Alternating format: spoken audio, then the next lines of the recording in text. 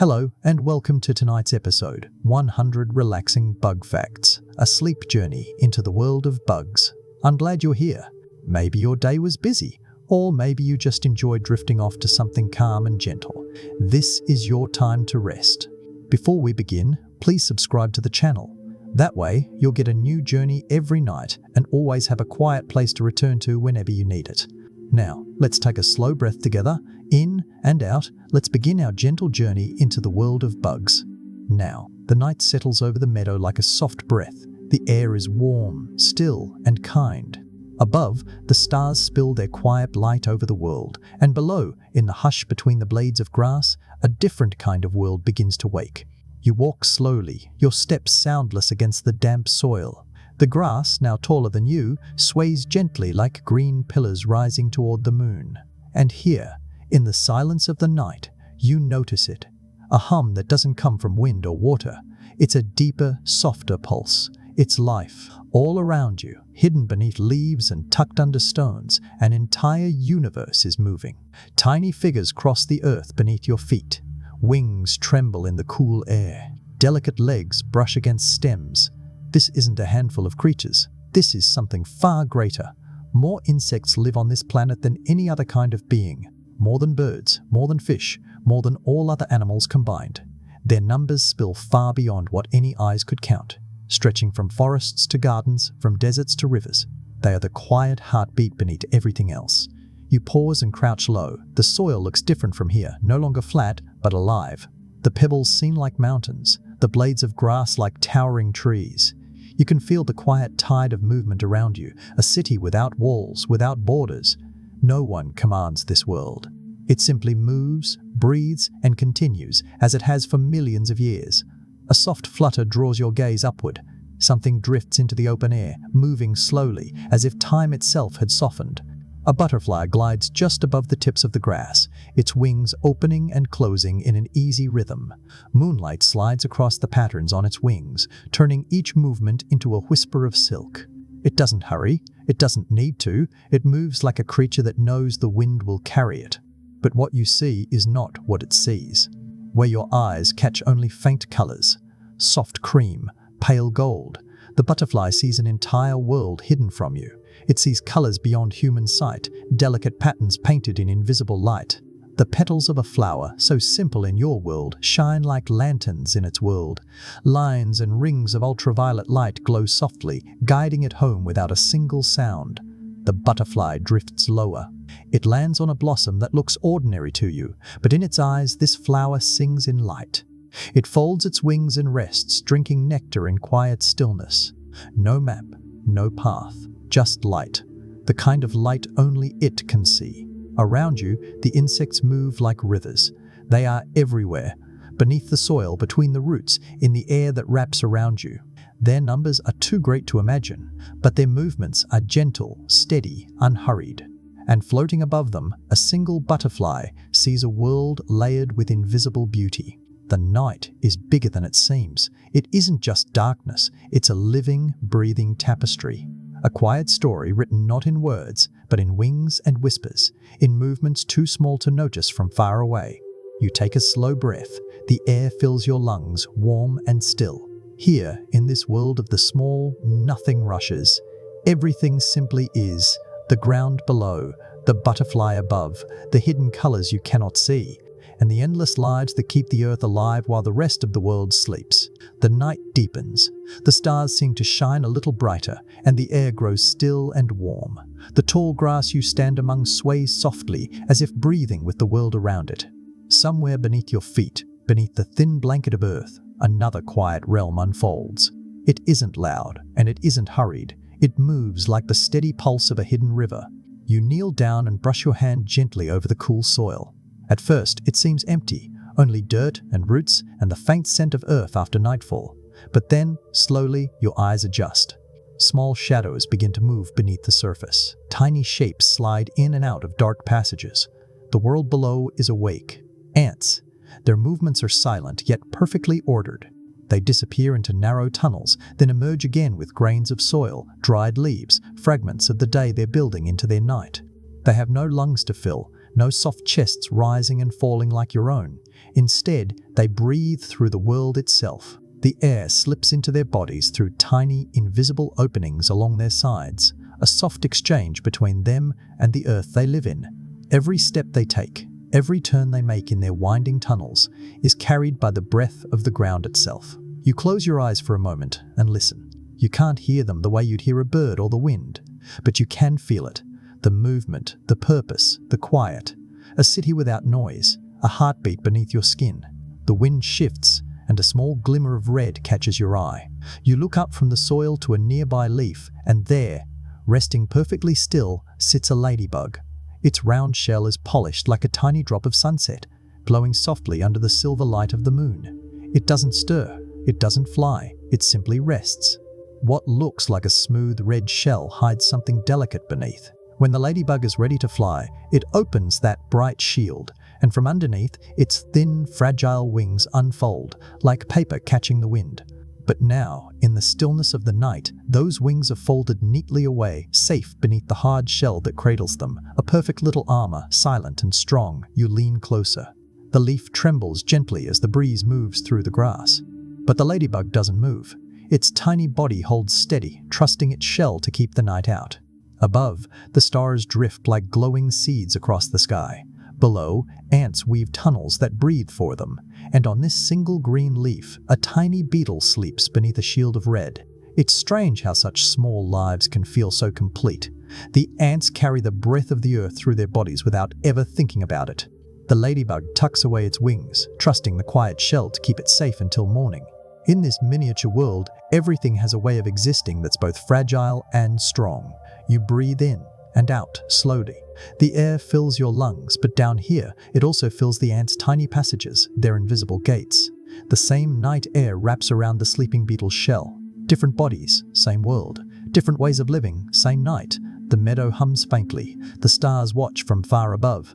And all around you, the small keep living, quietly, endlessly, beautifully. The night has grown deeper now. The air carries a softer stillness, the kind that seems to hold every sound before it drifts away. Far above, the stars have settled into their places, each one a quiet flicker against a velvet sky. Down here, among the tall grass and soil, the world of the small continues to move like an invisible tide. You can feel it even when you can't see it, a living current running through the dark. You take a slow step forward, brushing aside a curtain of slender stems. A patch of earth lies before you, dappled with the glow of moonlight slipping between the leaves. It seems quiet at first, almost empty. But if you look closer, much closer, tiny movements shimmer against the darkness. A beetle crosses the ground in front of you, its shell glistening like polished stone. It moves steadily, unhurried, as if the earth belongs to it. And, in a way, it does. For every 4 animals known on this planet, one of them is a beetle. A quarter of all life ever named and studied wears a beetle's shell. They are everywhere, in forests and deserts, in meadows like this one, on mountain slopes and riverbanks.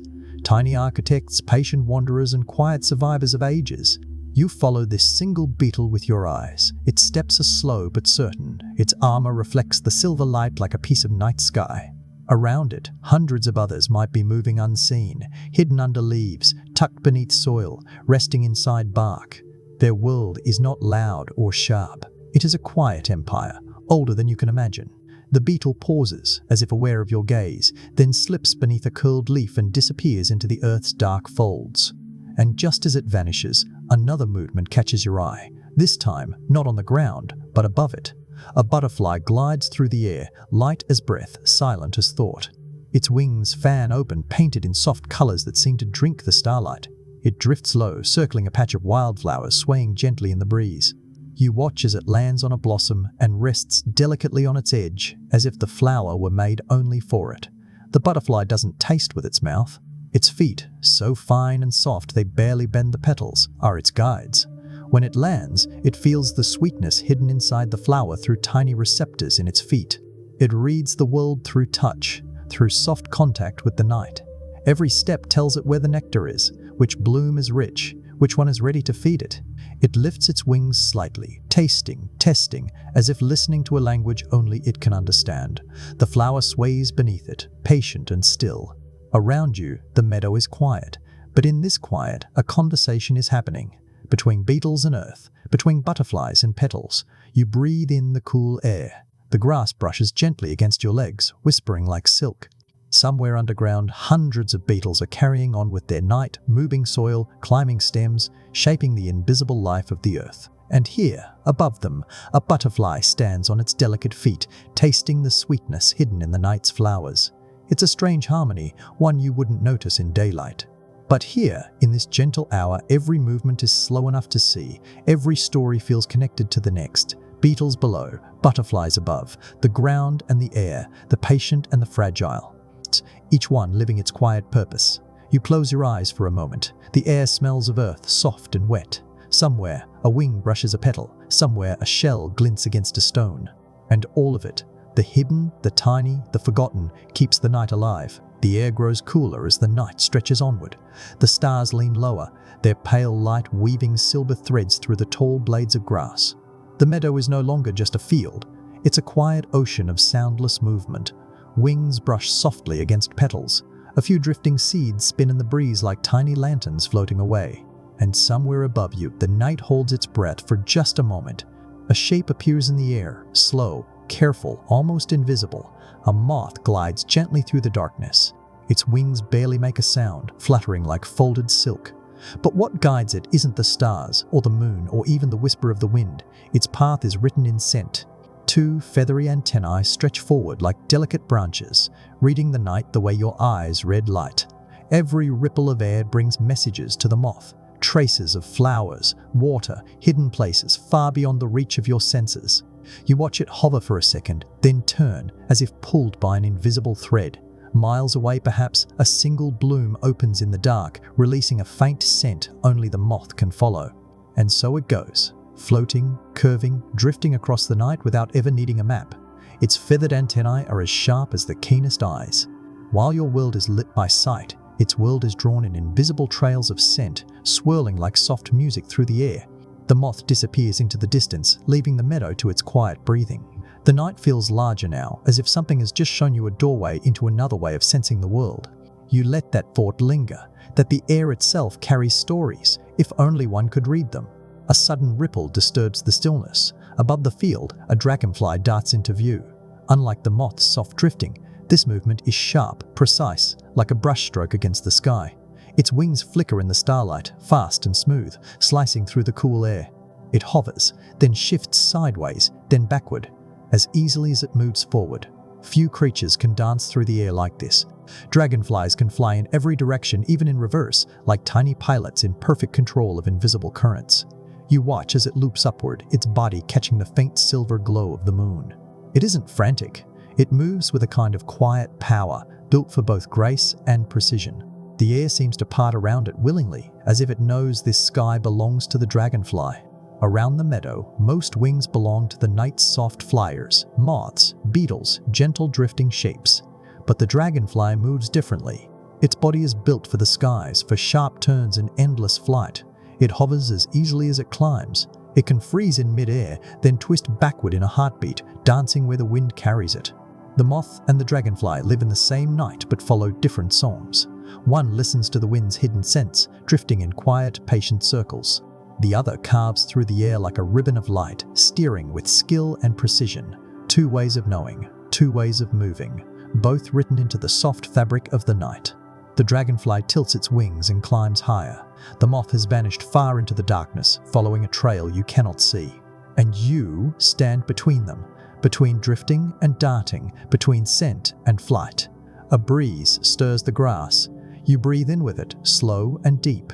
The air carries nothing that your human senses can decode, but somewhere threads of invisible stories travel through it, the kind only wings can follow. Above you, the sky whispers.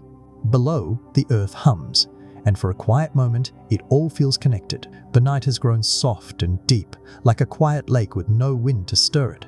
The tall grass sways just enough to let the stars slip through its blades. Crickets murmur somewhere in the distance, a steady rhythm that matches the beating of the earth beneath your feet. And above the still meadow, something begins to move, not fast, not loud, but with the patience of something that has traveled a long way to get here.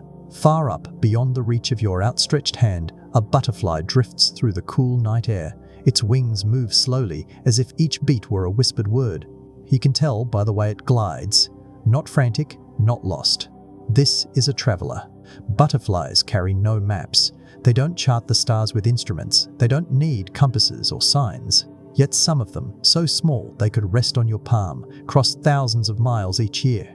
They follow winds that humans can't feel, invisible patterns drawn across the sky long before you were born. It's as if they carry the memory of their path inside them, written not in ink, but in instinct. The butterfly's wings tilt slightly, catching a current you can't see. Up it rises, then glides again. It isn't rushing. It has time. The journey it follows has been taken by thousands before it, generations moving along the same ancient trail, over fields, over forests, over everything. You imagine what it must be like to make such a journey with nothing but the sky to guide you. No signs, no directions, just wind, air, and the quiet pull of the path the world itself remembers. These tiny travelers carry the weight of distance as gently as they carry the air. The butterfly sweeps lower now, floating down through the night. As it nears, the starlight catches its wings, and for the first time you see them up close. They shimmer not with paint or dye, but with something finer, something delicate. Each wing is covered in thousands of tiny scales, so light they barely weigh anything at all. These scales scatter light into soft colors, gentle golds, deep blues, glowing whites. It's not just the color itself that makes them beautiful, it's the way light dances upon their surface, bending, splitting, and shimmering with every small movement. You take a quiet step forward and the air stirs around you. The butterfly lifts itself again, the scales on its wings catching the moonlight like dust in the air. They seem almost unreal, weightless and fragile, like they might disappear if you tried to hold them. But it is these scales that make the night around the butterfly seem almost painted. Somewhere far away, others are flying too. They're part of the same great migration. Millions of wings drifting along an ancient path no human drew. Each one carries colors shaped not by brush, but by light itself. They ride the wind, not as wanderers, but as those who know exactly where they are meant to go. The butterfly rises once more, following a current you can't see, heading toward a place you'll never quite know. It doesn't look back. It doesn't need to. It is part of something older than memory. The crickets continue their soft rhythm. The grass sways as the butterfly disappears into the dark sky. You breathe in, letting the cool night air fill your chest. For a moment, it feels like you are part of the same invisible current that carries the butterfly forward. A shared wind. A quiet world. The night is older now. The air has grown cool, and the meadow breathes in slow rhythms, as if the whole earth is resting. The stars look brighter than before, not because they've changed, but because everything beneath them has become so still. Even the breeze seems to hush its voice, letting only the faintest whispers of sound drift across the field. Your steps lead you to the edge of a tree line, where the soil is darker and rich with life. The ground beneath you is soft, a carpet of fallen leaves that have been here for weeks, maybe months. When you look down, the leaves don't lie still. Tiny movements ripple across their surface, small, patient motions, like breath beneath a blanket. Something is at work here. You kneel, pressing your fingers lightly to the earth. The leaves crumble gently at your touch, giving way to a world of quiet workers hidden underneath. Beetles. Dozens of them, maybe hundreds, moving slowly and steadily through the damp, sweet-smelling soil. Their shells glint faintly in the moonlight as they carry away pieces of old leaves, bark, and stems. This is what they do. Not for a moment, not for a day, but for all their lives. They break down what has fallen, what the wind has let go. They turn yesterday's forest into tomorrow's soil. Every step they take, every small piece they chew, feeds the ground beneath your feet. It is a quiet cycle, unseen, uncelebrated, but without it, the forest could not breathe. The beetles keep the world turning in ways most eyes never notice. You lift a leaf and watch a small black beetle disappear into the dark beneath it. Its world is layered, full of pathways and spaces, hidden rooms and quiet work. They don't hurry, they don't rush. Time moves differently down here. As your eyes adjust to the darkness beneath the leaves, you notice something else. A narrow archway of packed soil. It doesn't look accidental. It curves gently, running deeper into the ground like the mouth of a small tunnel. You brush the soil carefully, and the edge of another tunnel reveals itself, leading off at an angle, then another. A hidden network. Termites. Tiny builders who have worked here longer than the tree has been standing. They create tunnels not just to move, but to breathe. Their underground homes help the air travel through the earth, opening soft passages where the wind can find its way in. What seems like lifeless dirt is full of quiet, pulsing air, a gentle exchange between the world above and the world below. You imagine their tiny bodies moving through narrow hallways, carrying grains of earth like bricks. Each tunnel they shape lets the soil breathe a little easier. It's like veins running through the ground, unseen but essential. While the beetles return nutrients to the soil, the termites make sure the soil itself can breathe. Two kinds of workers, sharing the same space without ever needing to speak. The forest around you seems to lean in, as if listening. A leaf falls from a low branch, landing softly beside your hand. Already, you can imagine it being pulled into the slow work of the night, broken down by beetles, moved through air by termites, becoming part of the earth again. It's not a story of grand gestures. It's a story of quiet work, done in the dark, year after year. You tilt your head back and look at the sky again. The stars are still there, silent witnesses to all of this. They shine down not only on rivers and cities and mountains, but also on these hidden, humble worlds below your feet. The ones that build without hands, without noise, without ever needing to be seen. The breeze stirs the trees, and the sound of rustling leaves mixes with the faintest hum of life beneath them. You can almost feel the pulse of the ground, steady, slow, patient. It doesn't ask for attention, it just keeps working the way it always has. You take a long, soft breath, letting the night air fill your lungs. The earth breathes with you, through tunnels shaped by tiny builders, through soil fed by silent beetles. Their world is quiet, but it keeps everything alive. And somewhere below, deep in the darkness, the work continues. Facts woven in. The night holds its breath as you step deeper into the meadow. The soil is soft beneath your feet, cool and damp from the quiet air. It's the kind of night where everything feels slower. The wind, the heartbeat of the earth, even time itself. Somewhere far above, the stars shimmer faintly, scattered like seeds across a black canvas. But the world beneath your feet, that is where the real work is being done. You kneel down again, feeling the ground with your fingertips. The soil is looser here, crumbly and rich, as though 100 quiet hands had passed through it. And in a way, they have. Just beneath the surface, where light no longer reaches, an entire workforce moves in patient silence. Earthworms and countless tiny bugs shape this land grain by grain. They turn over the soil, mixing air into places it could not reach alone. Their movements loosen the ground, letting roots breathe, letting water find its way deep below. They don't move in straight lines, and they don't leave marks behind, but their work changes everything above. A single night of their movement shifts more earth than you could with your hands in a day. It is gentle work, the kind that builds quietly without anyone noticing. You lean closer, brushing a layer of leaves aside, and the surface reveals tiny tunnels and pathways winding like hidden rivers. They are not straight, but they are purposeful. Every inch of turned soil tells a story of unseen lives at work. The air that you breathe has passed through here too, filtered by the quiet dance of worms and beetles. It's easy to forget, looking at the still ground, how much of the world depends on the things that move within it. A rustle breaks the stillness, not a breeze, but a small shifting of the earth a few steps away. You turn your head, and in the faint silver wash of the moonlight, you see it. A small beetle, black and round, pushing something almost as large as its body. It moves with stubborn, patient strength, rolling its strange treasure across the dirt. The ball is rough and uneven, glistening faintly in the dim light. The dung beetle is a night traveler, a quiet collector of what others leave behind.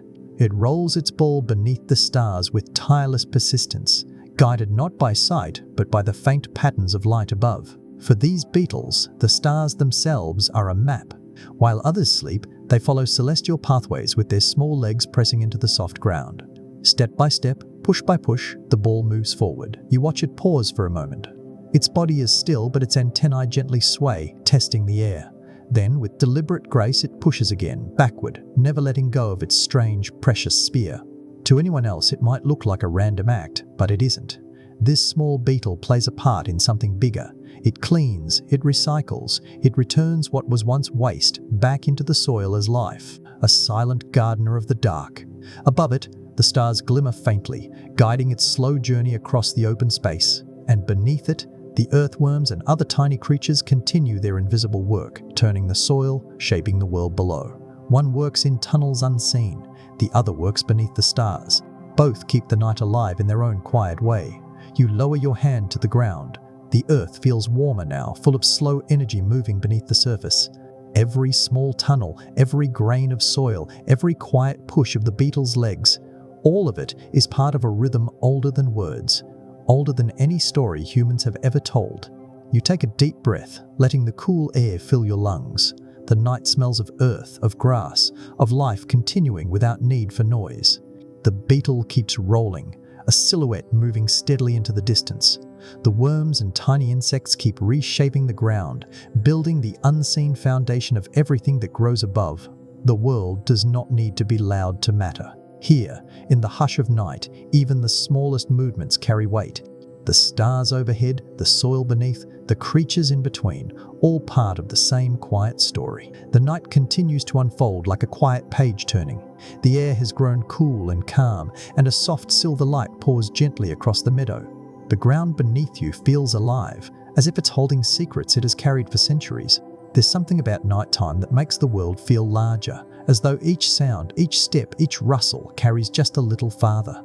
You wander to a place where the grass thins out, where the soil shows itself more clearly. Small, scattered openings pockmark the ground, no larger than a fingertip at first glance, but they seem to breathe in the night air. From each entrance, faint movements flicker like shadows in the moonlight. This is no random scattering of holes. This is the doorway to an empire. Ants. Not just a few, but an entire hidden nation beneath your feet. What you can see, those tiny workers marching quietly in perfect lines, is only the surface. Beneath, their world stretches far beyond what your eyes can imagine. Their colonies can extend for miles underground, twisting and turning through dark hallways carved with perfect purpose. Chambers for food, for eggs, for rest. Paths built to last, even though the creatures that made them are so small they could fit on your fingertip. You crouch low, watching a few ants disappear into one of the narrow openings. It's like watching a single raindrop vanish into the ocean. What looks simple from above is vast below. They move as if guided by some silent map. No hesitation, no wasted step. Each one knows where to go, and together they shape a kingdom beneath the still night. The earth beneath you feels warm and hollow, as if it's breathing. If you were to follow their tunnels, you would find endless paths branching and weaving like veins in the soil, stretching quietly into the dark. The ants don't shout, they don't announce their power, but it's here, built grain by grain, step by step. A soft sound rises in the distance. At first, it's barely there, a thin, trembling hum floating above the grass. Then another joins it, and another, until it wraps itself gently around the night like a warm shawl. You recognize it instantly, the sound of crickets singing. Their song isn't made with voices, they create it with their wings. By rubbing them together, one rough, one smooth, they make a sound that carries far into the darkness, a sound that seems both fragile and endless. It's a language the night understands well. The cricket's song rises and falls with a rhythm older than any human tune. Each one adds its note to the quiet chorus, and the air hums with their soft music. It isn't sharp, it isn't loud. It's the kind of sound that doesn't ask for attention. It simply exists, wrapping itself around everything. The ants below keep working, unseen. The crickets above keep singing, filling the spaces between the stars. Two worlds layered on top of each other. One silent, vast and hidden, the other fragile and bright, carried on the air like a thread of silk. You close your eyes for a moment and let the sounds and silence merge. The cool air brushes your face, the soil beneath you feels warm, and the night sings softly around you. Somewhere deep in the ground, an empire of ants stretches for miles. Above, the crickets sing their patient songs. The world is made of these quiet connections, things unseen and things softly heard. The sky may belong to the stars, but the night belongs to those who live gently within it. You breathe in slowly, the air full of their quiet song. The hum of crickets lingers against the edge of the stars, and beneath it, the ground holds the silent strength of thousands of tiny lives working together. The night doesn't need to roar to be alive. It hums, it whispers, it remembers. The night stretches out like a vast, quiet ocean. The air is heavier now, full of warmth, the kind that wraps gently around you like a familiar blanket. The stars above hold steady, watching the world below with patient silence. But not everything in this night is silent. Somewhere out in the dark, the forest is gathering its own kind of voice. You step off the open field and into the edge of the woods. The ground feels different here, cooler, softer, covered in layers of leaves that whisper beneath your feet. A sound reaches you long before you can place it. It isn't the flutter of wings nor the sigh of wind through trees. It's a chorus, steady, loud, and alive. The air begins to vibrate gently. The sound grows richer, fuller, surrounding you like a living wall. Above, hidden among branches and bark, thousands of tiny singers are lifting their voices together. Cicadas. Their song doesn't rise one by one. It pours out all at once, filling the night like water rushing through a riverbed. A single cicada can sing loud enough to make you turn your head. But together they can create a sound louder than a lawnmower, a rolling wave of music that can be felt as much as heard. It's not a scream, it's not a cry.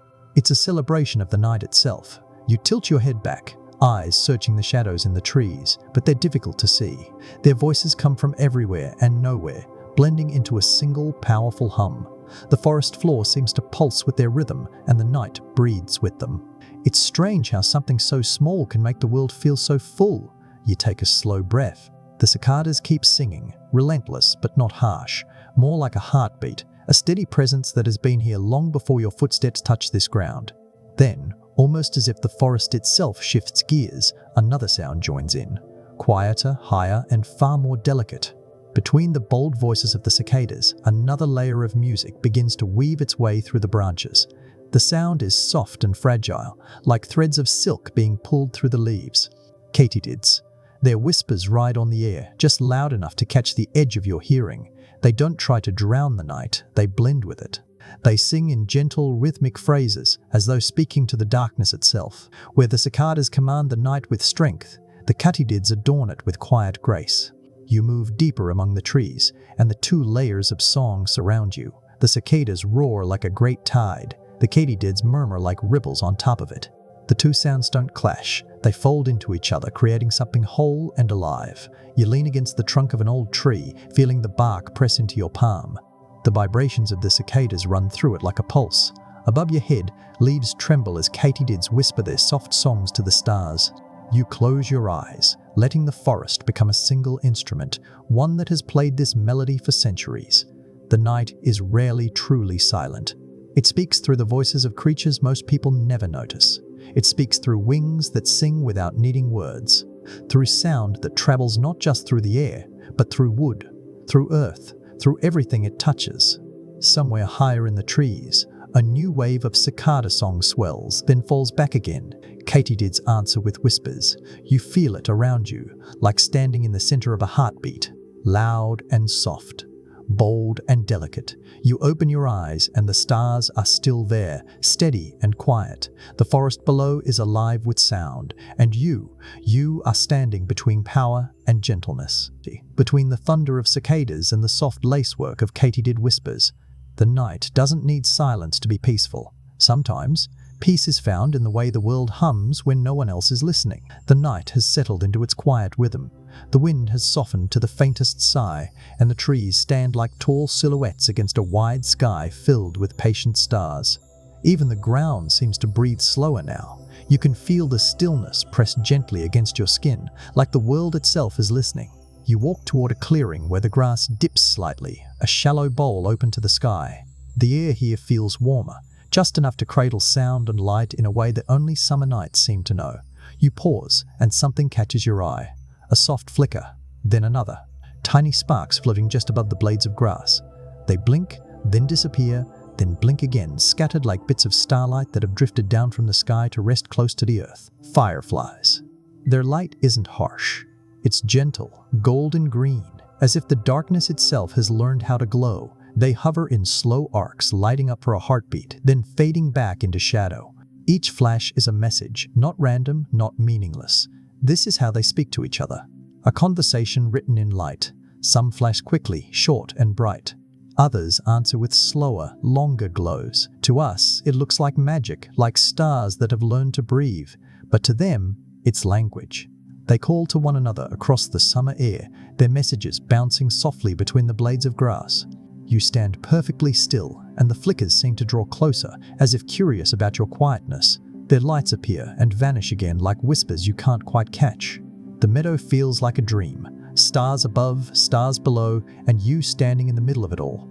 Then, from the edges of the clearing, a sound begins to rise. It's a small, steady chirp.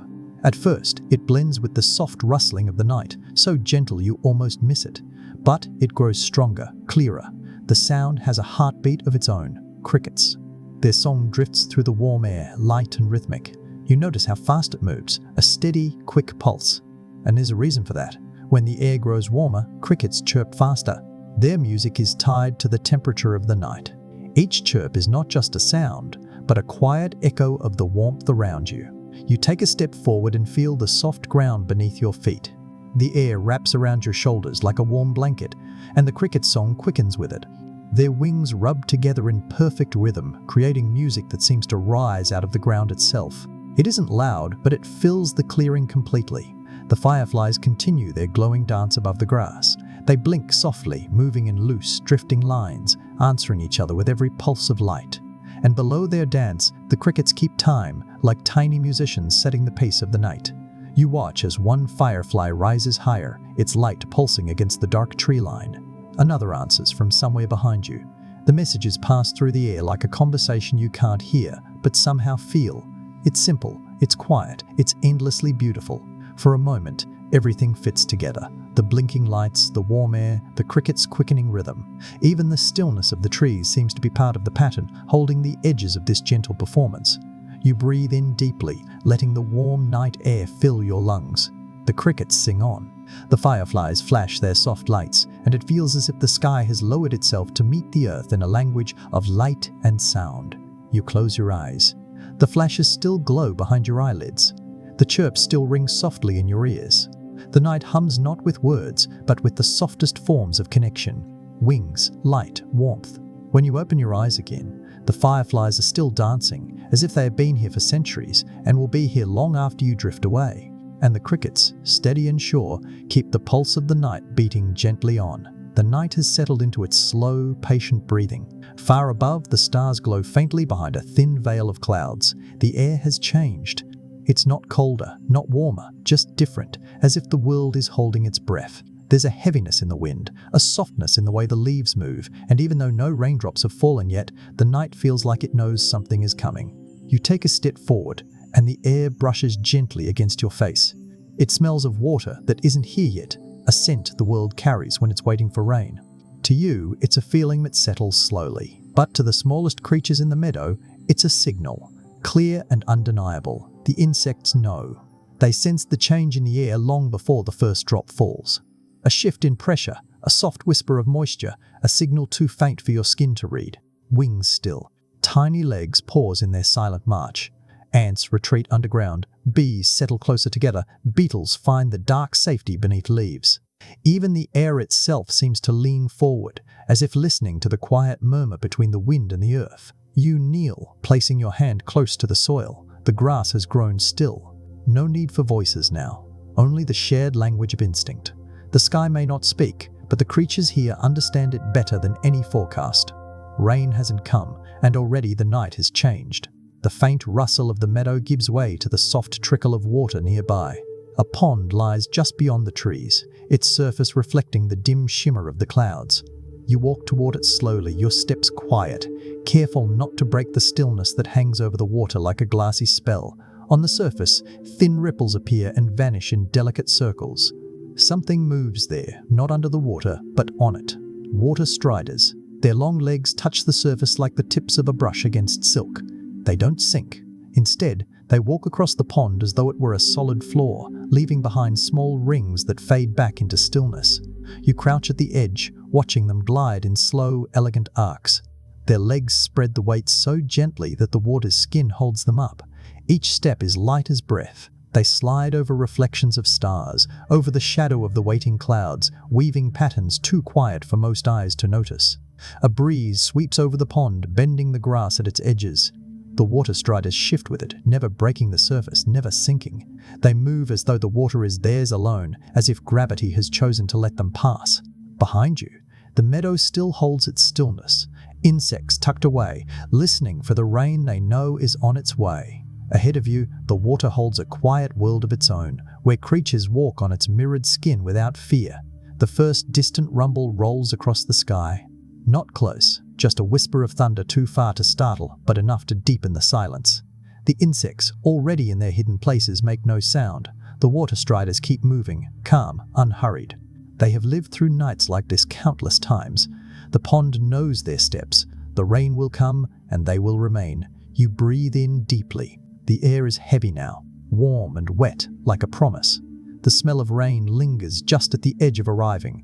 A single droplet might fall at any moment, or maybe the sky will hold it a little longer.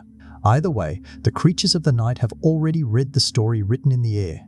As you stand, the pond reflects your shape in soft ripples. The water striders keep gliding, quiet as moonlight on water, and somewhere deep below the soil, wings and legs rest, waiting for the gentle rhythm of the rain to begin.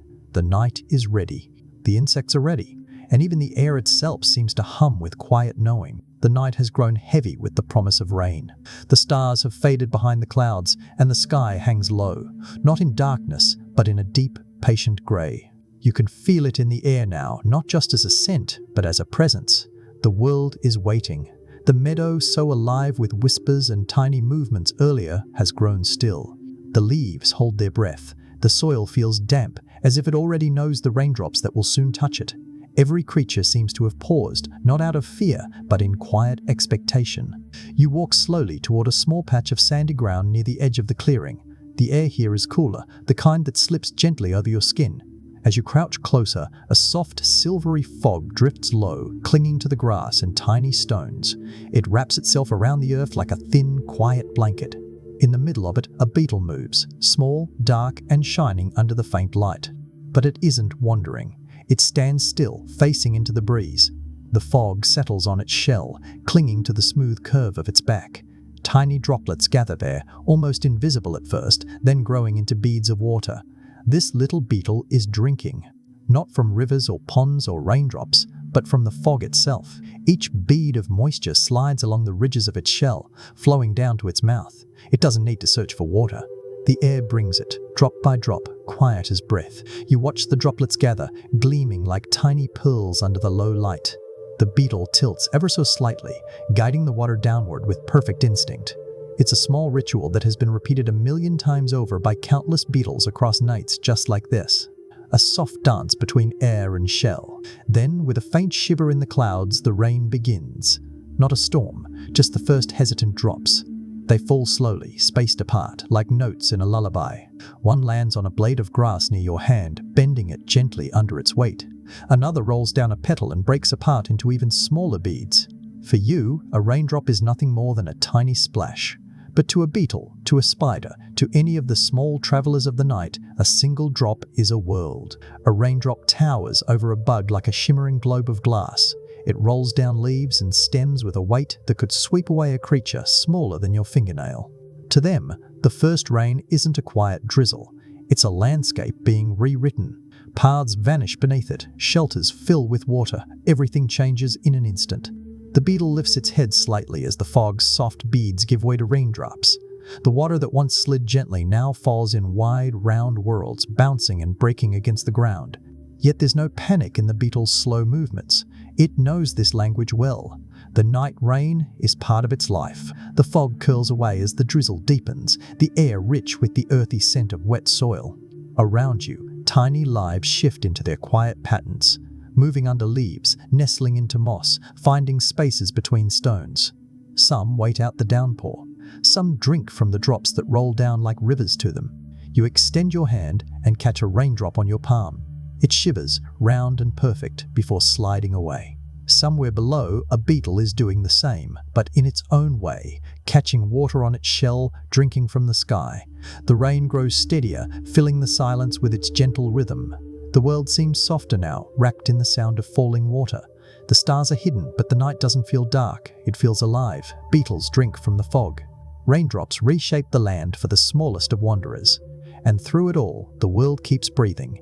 You close your eyes and listen. No song, no wings, no chirps, just the rain, falling slowly, covering the world in quiet light. The rain doesn't last forever. It comes softly, lingers, and then drifts away, leaving behind a world that smells clean and new. The soil beneath your feet feels cool and damp. a soft cushion beneath the quiet night. The clouds peel back slowly, like curtains drawn aside, revealing a faint scattering of stars once more. And with that first shy breath of clear air, the world begins to stir again. You walk through the meadow as drops fall lazily from leaves, tiny silver beads catching the light from above. The air feels warmer now, as though the rain carried the day's heat back into the night. The grass glistens like it's wearing 1,000 tiny mirrors. And then, ahead of you, something flickers. One light, then another, and then a dozen. The fireflies have returned. Their glow is brighter now than it was before the rain. Each pulse of their light feels stronger, clearer, like sparks woven into the night. Rain seems to awaken them, washing the air clean, giving their world a sharper breath to shine through. Their lights move in soft patterns across the field, not rushed or random, but graceful, like a slow dance, only they know the steps to. You stop walking and simply stand still. The field around you glows in shifting rhythms, rising and falling like quiet music. Their light isn't just beauty, it's language. A conversation carried on the air, pulse after pulse. And after the rain, that language burns brighter. One firefly drifts close to your hand, its glow pulsing gently like a heartbeat. It circles you once, twice, then lifts higher into the air, joining a swirl of light above the damp grass. It's as if the storm gave the night back its spark. You follow the glowing path until the meadow turns into a stretch of open woodland. The ground here rises slightly, dotted with small stones and tangled roots. But among them, something else stands taller. Mounds of earth, some no bigger than your hand, others rising like small towers. Their sides are rough and ridged, shaped not by accident but by intention. Termites. Tiny builders working in silence, raising their towers grain by grain. Their mounds are not just piles of soil. They are living structures, built to breathe. Inside, narrow tunnels and hidden chambers weave together like veins, pulling air in and out in a slow, steady rhythm, like lungs for a colony that never sleeps. You place your palm gently on one of the mounds. It's warm, not from the night, but from the living world within. Thousands of termites move through those hidden corridors, each one playing its part in a structure that breathes as surely as you do. The air inside flows carefully, controlled by the shape of the mound, the way it curves, the way it rises to meet the wind. Above, the fireflies drift and glow. Below, the termites work in quiet darkness, shaping towers that keep their world alive. Two kinds of night, one shining in the air, the other pulsing beneath the soil. A breeze stirs the tops of the wet grass, carrying the scent of earth and rain. The glowing trails of the fireflies ripple with the movement, bending and swirling together. The termite mounds remain still, patient and steady, breathing through their walls without ever moving at all. One world is light, the other is structure. Both are life. You kneel closer to the mound. A few termites scuttle briefly near the surface before vanishing back into their hidden labyrinth. Their work is quiet, unseen, but it shapes the earth itself. Their towers change the way air moves, the way water flows, the way the night breathes. And just beyond the mound, the fireflies are still rising higher, like sparks floating from an unseen fire. Their glow shimmers against the dark bark of trees, reflecting faintly in puddles left by the rain. The air hums softly. The night feels warm again. You close your eyes for a moment. You can almost feel both rhythms. The glowing language of the fireflies above and the slow, breathing heartbeat of the termite towers below. Two worlds, one light, one earth, stitched together in the same gentle night. The night has settled into a deep, easy stillness. The rain has passed, the air has cleared, and the stars have returned, soft and sharp, like tiny windows to a faraway world. You walk along a narrow path where the meadow dips gently, and the sound of crickets hums at your back. The earth is damp beneath your feet, carrying the quiet scent of flowers and wet grass. The moonlight pools in small hollows, catching on drops still clinging to the tips of leaves. Somewhere ahead, a faint buzzing hum breaks the quiet. Not sharp, not threatening, but steady and low, like a song made of air. You follow the sound through a patch of tall wildflowers until it leads you to the edge of a small grove. There, tucked beneath a low branch, hangs a honeycomb, a small piece of golden geometry in the dark. Bees move gently over its surface. They aren't hurried. Their flight is soft, their movements precise, like tiny hands arranging something precious. You lean closer and see the pattern clearly now. Perfect hexagons, row after row, fitting together without a single gap. Honeybees build these shapes not by chance, but by ancient instinct. Hexagons are strong and efficient. They hold weight evenly and waste no space. It is nature's quiet mathematics, carried out by creatures with no rulers, no tools, no written plans. Each wax wall fits into the next with perfect grace, and together they create something greater than themselves. A home, a storehouse, a masterpiece in miniature. The bees glide across the honeycomb like caretakers moving through a sacred hall. Their wings shimmer faintly in the starlight, each beat soft and even. The hive seems to breathe with them, its structure alive beneath their gentle rhythm. There is no hurry here, only precision, only harmony. You step back slowly, letting them work, and your eyes drift downward to the ground where a line of ants moves like a quiet river. They march along the base of the trees, their paths winding around stones and twigs. Their direction seems unbroken, even when the forest floor throws obstacles in their way. And then you see why. Up ahead, the line of ants reaches a gap, a small space between two roots, too wide for one ant to cross alone. But none of them stop.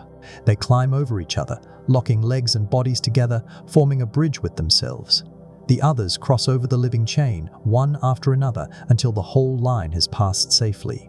And when the last one is through, the bridge dissolves, the ants unfolding from one another like a strand of silk falling loose. There's something quietly powerful about it, the way they become both travelers and path. No leader, no order shouted into the dark, just instinct. Just a silent understanding of how to move together. Above you, the bees keep building their perfect hexagons. Below, the ants weave living bridges. Two different worlds, yet both guided by patterns older than time. You breathe in deeply. The air smells of damp leaves and something faintly sweet, maybe the flowers the bees have visited. A breeze slips through the trees, light as a sigh, brushing over the hive and the marching line below. Nothing disturbs their rhythm. This is a night where everything seems to know exactly what it should do. The stars lean quietly overhead. The honeycomb glows faintly in the moonlight, each hexagon a testament to patience. The ants vanish one by one into the darkness, their tiny bridge already gone, as if it had never existed at all. You know it will form again somewhere else, at another obstacle, another silent moment of cooperation. This world is not built with noise or plans, it's built in stillness, in quiet work, in the patient dance of creatures that build without blueprints and trust without needing words. You close your eyes for a moment. The hum of the bees blends with the soft rustle of the ants.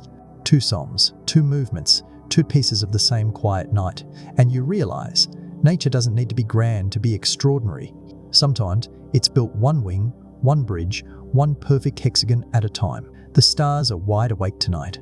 Their glow stretches across the sky like a gentle quilt stitched with silver threads of light. The meadow, still damp from the earlier rain, smells fresh and alive, a quiet, breathing landscape. You follow the soft curve of a path that leads toward open fields, where the wind is free to wander and the night stretches endlessly in all directions. A flicker of movement catches your eye. A butterfly rises into the air, its wings moving with slow, deliberate grace. At night, such a sight feels almost dreamlike, something fragile floating against the vast, dark sky. Its wings catch the moonlight, and for a heartbeat, it seems to glow. This butterfly is a traveler. Some like it will follow the pull of the seasons, crossing thousands of miles, farther than many birds. They travel over mountains and rivers, across entire continents, following invisible lines drawn in the air long before they ever took flight. They don't need maps. Their wings carry them forward, and the world itself shows them the way. You stand still and watch as it lifts higher, its tiny body meeting the cool wind. There's no rush in its movement. It rides the air like a soft current, floating upward until it becomes part of the sky itself. When the wind bends, so does the butterfly. When the night grows still, it glides in silence, as if carried by memory. Its journey is long. Many will not see the end of it. But each one flies anyway, because their flight is part of something much larger than themselves, a migration that has echoed through countless seasons, carried on delicate wings. The butterfly drifts farther now, a soft shadow against the moon. And just as its light disappears into the distance, a new shape cuts through the air above the meadow. A dragonfly. Its wings beat fast and smooth, catching the starlight in bright shards. Unlike the drifting butterfly, the dragonfly moves with sharp precision, gliding forward, tilting, darting sideways, hovering perfectly in place as if it had always belonged to the wind. You watch it twist and turn, an aerial dancer with ancient skill. Dragonflies have been flying like this for more than 300 million years.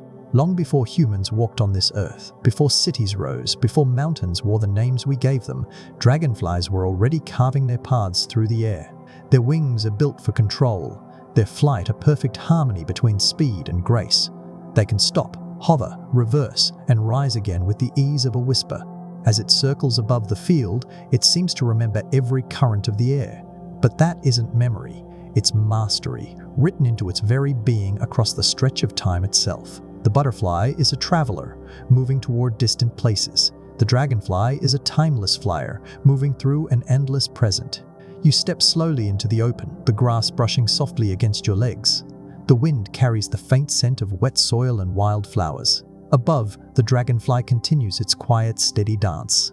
Somewhere far beyond your sight, others of its kind are moving too, across ponds, along streams, through the heavy night air. Their story is written not in miles, but in eras. For a brief moment, the wind stills. The dragonfly hovers perfectly, its wings shimmering like glass in the moonlight. And in that stillness, it feels as if time itself has paused to watch. The butterfly, by now, is only a memory against the stars, a traveler far on its way to another land. The dragonfly remains, as it always has, patient and strong, two wings carrying one forward through distance, the other through time. You breathe in deeply, letting the night air fill your lungs. The meadow hums softly around you. The earth beneath your feet feels both ancient and alive. Some stories are written in the soil, others are written in the sky. The butterfly's journey will end far from here.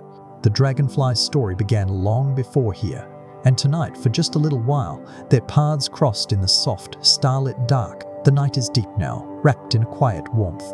The earlier hum of rain and breeze has softened into a slower rhythm. Even the stars seem to lean closer, their light falling in gentle strokes across the damp meadow. You walk carefully along a narrow path lined with tall grass, each blade bending slightly with the weight of water still clinging to its tip. The world feels hushed, as if it's holding its breath, not empty, just listening. A sudden rustle breaks the silence. Not sharp, not frightening, just a soft, springing sound from somewhere ahead. You pause, eyes sweeping over the grass, searching for the source. Then, with a flash of motion, a small shape leaps into view, a grasshopper. It launches itself into the air with a single, powerful push, disappearing for a moment into the night, then landing lightly a few feet away. Its legs, long and folded beneath it like springs, hold an energy far greater than its small body seems capable of. Grasshoppers can leap many times their own length, soaring through the air as if weight doesn't quite apply to them the way it does to everything else. Their jumps are quiet but full of intention. Quick escapes, short flights, silent arcs across a world where everything else moves slowly. You kneel and watch as it hops again, effortlessly bridging the gaps between blades of grass that, to it, are like towering walls. To be small is not to be weak. The night is full of creatures that have turned their size into power. This one carries its strength in its legs, a silent athlete of the darkness. The grasshopper lands once more, vanishing into a patch of thick greenery. You take a few steps forward, but it's gone, melted into the night's quiet shadows. And as you turn to look around, your eyes catch another shape, or at least something that isn't quite a shape at first. A thin branch lies across a stem nearby. No movement, no sound. But then, so slowly it almost escapes notice, the branch shifts. A stick insect. It doesn't leap or fly, it doesn't glow or hum, it simply vanishes in plain sight. Its body, long and slender, mirrors the lines of the twig perfectly. Even the angles of its legs seem carved to match the stems around it. To see it is to realize it was there all along, just blending into the quiet fabric of the world. The stick insect sways gently, almost imperceptibly, mimicking the way a twig would move in a breeze. There's no rush in its movements. Its strength is invisibility. It survives by becoming part of its surroundings, a secret carried in silence. You crouch lower, your face level with the swaying stem.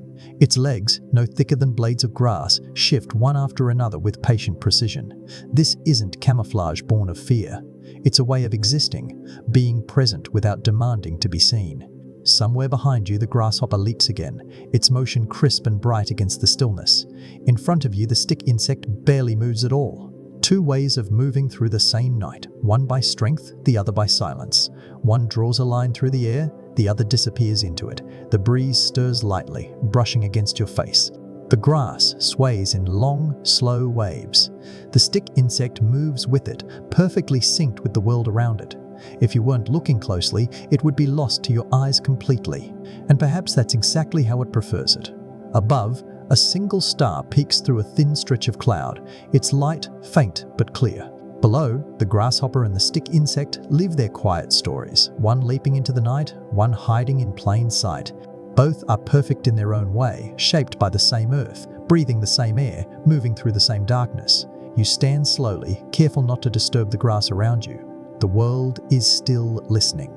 The night doesn't need grand gestures to tell its stories. Sometimes it's in the sudden leap of a hidden traveler. Sometimes it's in the stillness of something you almost didn't see. The meadow is almost completely still now. The rain has faded into memory, and the air feels warm against your skin.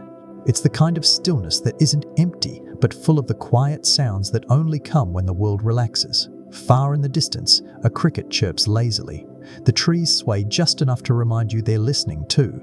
And down along the earth's dark folds, something begins to glow. It's faint at first, a soft, trembling light low to the ground. Then another joins it, and another. Tiny emerald sparks flicker beneath the grass, threading the night with their own soft magic. They're not fireflies dancing through the air.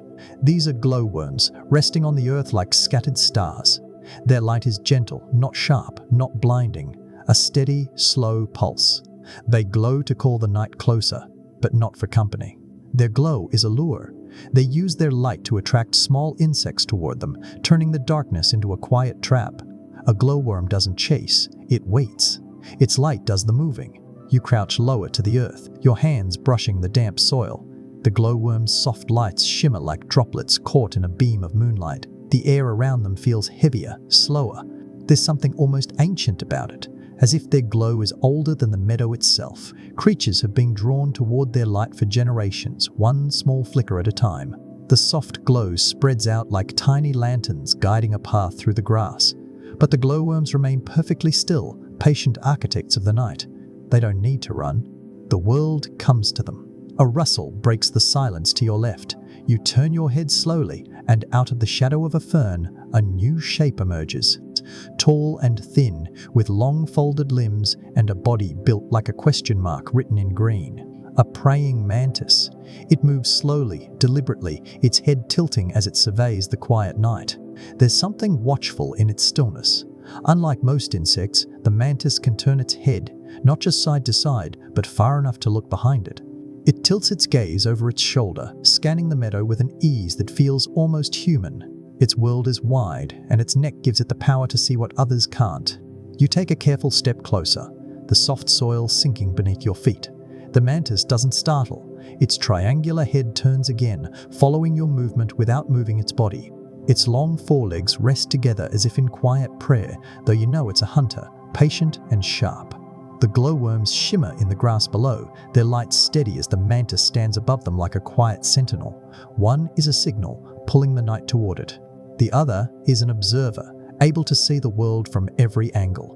Both are creatures of patience, of silence, of the kind of strength that doesn't need noise. You watch as the mantis sways gently with the breeze, perfectly in tune with the world around it. It doesn't chase the glow. It simply waits, aware of everything around it, turning its head as the light shifts and the shadows stretch. The glowworms, meanwhile, continue their silent invitation to the night. The breeze picks up, carrying the scent of damp soil and moss. The meadow glows faintly in the patches where the worms rest, and the mantis remains a green shadow against it, a still point in a moving world. Above, the stars seem softer now, almost blurred by the warmth of the air. You breathe in deeply, letting the scent of earth and rain fill your lungs. The night is made of quiet work, a glow to lure, a gaze to watch, a rhythm too soft for most to hear. It's a language spoken not with voices, but with light and patience. The mantis finally turns its head away, blending back into the shadow of the fern. The glowworms keep shining, their tiny beacons do not waver. And you stand between them, between the hunter that can see behind itself and the lights that wait for the world to come close. The night feels alive in ways words cannot quite touch. A glow, a turn of the head, a soft breath of air. The night grows deeper now, not darker, just more still. The stars hold steady in their high, quiet places, as if they've been there forever. The meadow below them breathes slowly, a living thing wrapped in shadows and soft air. You walk through the grass, your steps almost soundless, your heart beating in rhythm with the quiet world around you. Somewhere in this calm, you begin to feel it, a sense of something much larger than what you can see. It isn't the wind, it isn't the glow of the fireflies or the rustle of hidden wings. It's the weight of time itself. Insects have walked, crawled, and flown across this planet for more than 400 million years. Before cities, before mountains wore their current names, before the world even looked the way it does tonight, they were already here, on the very same soil beneath your feet, breathing air that has passed through the ages. You look down at the damp earth, the blades of grass, the soft outlines of beetles and crickets hidden beneath leaves. Their ancestors lived in ancient forests long before stars were named and stories were told. While everything else changed, continents shifted, rivers moved, seasons learned their patterns, the insects stayed, quiet, persistent, eternal.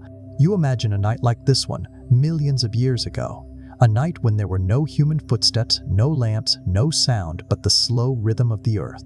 And still, somewhere in the darkness, wings beat softly. Tiny lives moved between shadows. The night has always belonged to them. As you walk, a soft flicker of movement rises from the edge of a nearby stream. Tiny, delicate shapes lift into the air, swirling together in the faint silver light of the moon. Mayflies. They dance in loose spirals above the water, weightless and free, their wings catching the glow of the night like threads of glass. Their time is different from yours. Where some insects carry the story of centuries in their lineage, mayflies carry the briefest spark. Many of them live for just a single day, 24 hours to rise from the water, to dance, to meet the night, and then to disappear. One heartbeat compared to the endless rhythm of the earth. You stand still, watching them. Their flight is light and soft, not hurried, but filled with purpose. They don't know that their time is short. They don't need to. They live fully in their brief moment beneath the stars, painting the air with their fragile wings. The wind stirs, and the mayflies drift higher, caught in a gentle current. For a moment, they seem like a constellation of their own, small, glowing spirits dancing above the water. Their story is short, but it's part of something far older, a cycle that has repeated itself again and again for hundreds of millions of years. You crouch by the stream and touch the cool surface of the water. It flows the way it has always flowed, slow and steady, carving its path through the night. And beneath its surface, more lives are waiting. Larvae and eggs, quiet futures hidden in the dark, ready to rise when their time comes. The old and the brief, live side by side. The patient and the fleeting share the same night. Above you, the stars have not moved. They have been watching this quiet dance for as long as insects have flown. For every long age, there has been a single night like this. For every endless cycle, a brief, delicate moment. You breathe in slowly, the air cool and clean. The weight of time doesn't feel heavy here. It feels soft. It feels like belonging. A mayfly lands on a blade of grass near your hand, its wings trembling in the breeze. So fragile, so temporary, and yet so sure. This is its night. And in some quiet way, it's also yours. The night stretches on, carrying both the oldest stories and the shortest ones in the same gentle breath. The night is cool now. The kind of cool that settles quietly on your skin, not sharp, not biting. Just a soft reminder that the air can hold both warmth and chill in the same breath. The moon hangs low, a pale curve above the trees, and the stars seem to shimmer more clearly against the deepening dark. The earth beneath your feet still holds the day's warmth, but the breeze carries something crisper, like the faint promise of a changing season. You walk toward the small stream again, where the water moves slow and clear. Its surface is smooth, like a ribbon of dark glass stretching into the night. The soft rustle of leaves overhead mixes with the distant song of a few crickets, a gentle, unhurried lullaby. The world feels like it's holding its breath. The night is gentle, but not every night is like this. Some nights bring frost. Some nights carry the weight of cold so deep it seeps through the soil, stiffening the ground and quieting the world. But even in those frozen hours, when the earth itself feels locked away, many insects endure. Some of them, small and silent, can survive being frozen in ice. You imagine a tiny beetle beneath the bark of a tree as the frost moves in. Its body slows, its breath stills to something so faint it's almost not there at all. Ice forms around it, sealing it into stillness. And yet, it lives. Its body has its own quiet shield, a way of waiting. While winter builds its silent walls, the insect simply sleeps inside them. You picture the meadow under a layer of snow, every blade of grass pressed flat, every pond hidden beneath a skin of ice. No wings hum, no chirps rise into the dark. But below it all, within it all, tiny lives are waiting, frozen but not gone. And when the warmth returns, they will stretch their legs again, unfold their wings, and step back into the night as if the cold had only been a brief pause. A soft sound draws your eyes back to the stream. The moonlight glimmers faintly on its surface. A beetle, no bigger than your thumbnail, slides across the water. Its legs barely touch the surface as it glides forward, smooth as if the water itself is carrying it. It doesn't sink. It doesn't struggle. It simply moves. The water doesn't break beneath it because the beetle has learned to walk where others would fall. Its body is light, its legs perfectly adapted to spread its weight evenly. Tiny hairs trap air, keeping it afloat, and surface tension holds it up like an invisible bridge. The night might be still, but here, on this black ribbon of water, a single beetle makes its silent journey. You kneel at the water's edge, watching as it drifts downstream. Its movements leave soft ripples behind, circles fading out into the wider current. The stream reflects the stars, so that it seems like the beetle is gliding across a piece of the sky itself. And in a way, it is. Every ripple is a brushstroke on the night. You think of the cold again, of the deep, quiet winters when even streams can turn to glass, of how the same kind of creature can sleep inside ice, waiting, and how, when the thaw comes, its legs will meet the water again and it will glide as though nothing had changed. The world may freeze, but these small lives are not fragile. They are patient. The breeze lifts the edges of the water, brushing tiny ripples toward the shore. The beetle turns and rides the surface like a leaf caught in a gentle current. It does not hurry. It doesn't need to.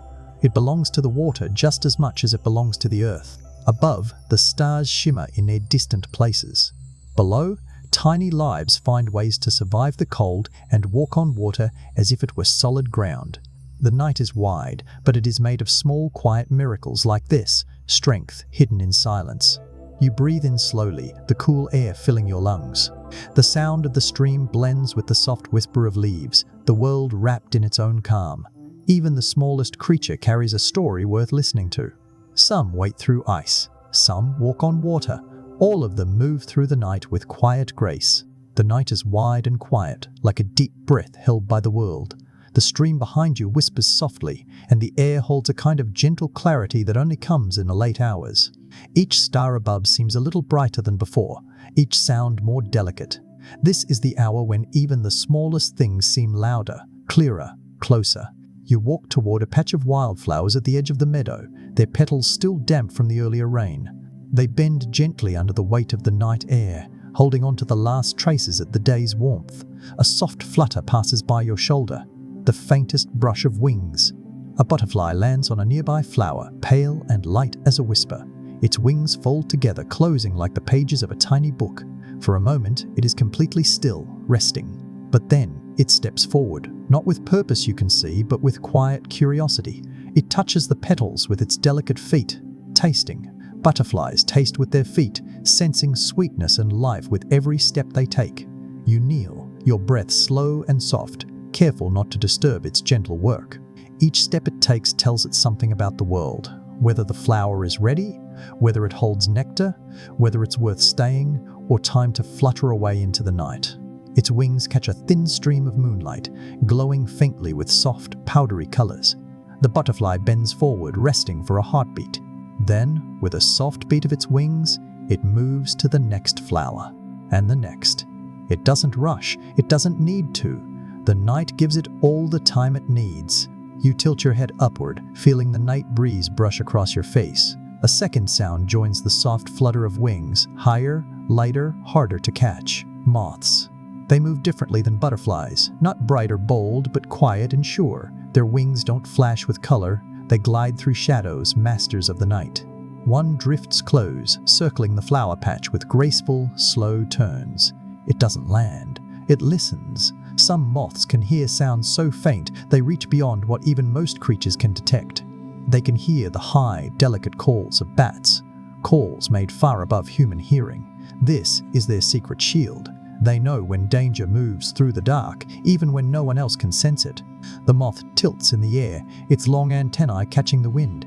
It seems to pause for a moment, then moves swiftly upward, disappearing into the soft curtain of shadows. To you, the night feels silent, but to the moth, the darkness is alive with sound, sounds too fine, too high, too distant for your ears to touch. The butterfly remains below, still tasting the night with its delicate feet, moving from petal to petal with unhurried grace. The moth moves above, its hearing tuned to a world hidden beyond yours. Two quiet travelers, sharing the same space but living in two entirely different kinds of silence. You close your eyes and listen. You can't hear what the moth hears. You can't taste the night like the butterfly does. But you can feel their presence, soft, real, alive. A breeze stirs the flowers, sending their scent into the air, faint and sweet. The butterfly lifts into the air once more, its wings catching the moonlight for the briefest moment before it drifts away. The moth circles once more at a distance, silent and unseen. The night accepts them both. You inhale slowly, letting the air fill your lungs. The world feels wider here, not because it has changed, but because you've slowed down enough to notice its quieter voices. Voices that don't speak with sound or language. Voices that live in wing beats and whispers, in footsteps that taste and ears that hear the invisible. Above you, the stars stay steady. Around you, flowers bend gently under the night. Some creatures sense the world through taste, others through sound beyond your reach. All of them remind you of how alive the darkness really is. The meadow has fallen into a deeper quiet now. Even the breeze seems to have grown softer, as if it too has grown tired and decided to rest. The air carries the gentle scent of wet grass, cool earth, and the faintest hint of flowers that still hold a trace of daylight. The moon sits higher now, a pale lantern stretched across a dark sky. This is the hour when the world is wide awake but whispering, its stories told in silence. You take a few slow steps through the tall grass, careful not to disturb what's living beneath it. A single bright shape catches your eye, a small, round flash of red resting on the edge of a blade of grass. A ladybug. Its shell is shiny and smooth, spotted with tiny black dots like little drops of ink. It looks almost too perfect, like something painted onto the night itself. You crouch down to look closer. The ladybug doesn't move at first. Then, sensing the slight vibration of your presence, it tilts forward and goes still. So still it almost looks like it's no longer alive. Ladybugs can play dead to protect themselves. When the world feels too close, they simply fold into silence, pretending to be nothing more than a small, forgotten pebble of red. You hold your breath without meaning to, not wanting to break the moment. The ladybug remains motionless, tucked into its tiny armor of calm. It doesn't run. It doesn't fight. It simply waits. And in the quiet of the night, waiting can be the strongest kind of defense. After a long, soft pause, it stirs again. One small leg extends, then another. It flips upright and begins to climb the blade of grass with unhurried steps. The moonlight slips across its shell as it moves upward, slow but sure, carrying itself like a tiny ember in the dark. You follow it with your eyes as it disappears into the thicker green, leaving the space it occupied as still as before. The grass rustles gently in its wake, as if the night itself acknowledged the quiet wisdom of such a tiny creature. You keep walking, and the meadow gradually shifts beneath your feet. The soft grass gives way to slightly firmer soil, and faint mounds rise from the ground. Not stones, not roots, but something else. Anthills. At first, they seem like ordinary shapes in the dirt, but as your eyes adjust to the silver blue light of the moon, you notice movement. Tiny bodies moving in lines, weaving in and out of the small openings like threads through a fabric. Beneath the surface of this calm earth lies a world far larger than what you can see. Some ants build more than tunnels. They build farms. Hidden deep underground, they grow tiny gardens of fungus. They care for these gardens, tending to them the way humans tend to fields. They carry leaves and small pieces of plants into their tunnels, not to eat, but to feed the fungus they cultivate. And in return, the fungus feeds them. A quiet circle of giving and taking running through the soil like a heartbeat. You kneel down, feeling the soft hum of movement beneath the surface. You can't see the gardens, but you know they're there. The ants' work is silent, precise, and constant. There are no loud tools, no lights, no voices. Just 1,000 tiny legs building something together beneath your feet. A single ant emerges from a small hole near your hand, carrying a sliver of something green. It moves without hesitation, following an invisible path into the darkness. Somewhere below, that piece of leaf will become part of a farm no one will ever see, except for the ants who have always known it was theirs. Above ground, the ladybug rests in the grass, pretending to be nothing when it needs to survive. Below ground, the ants build and nurture life in the dark.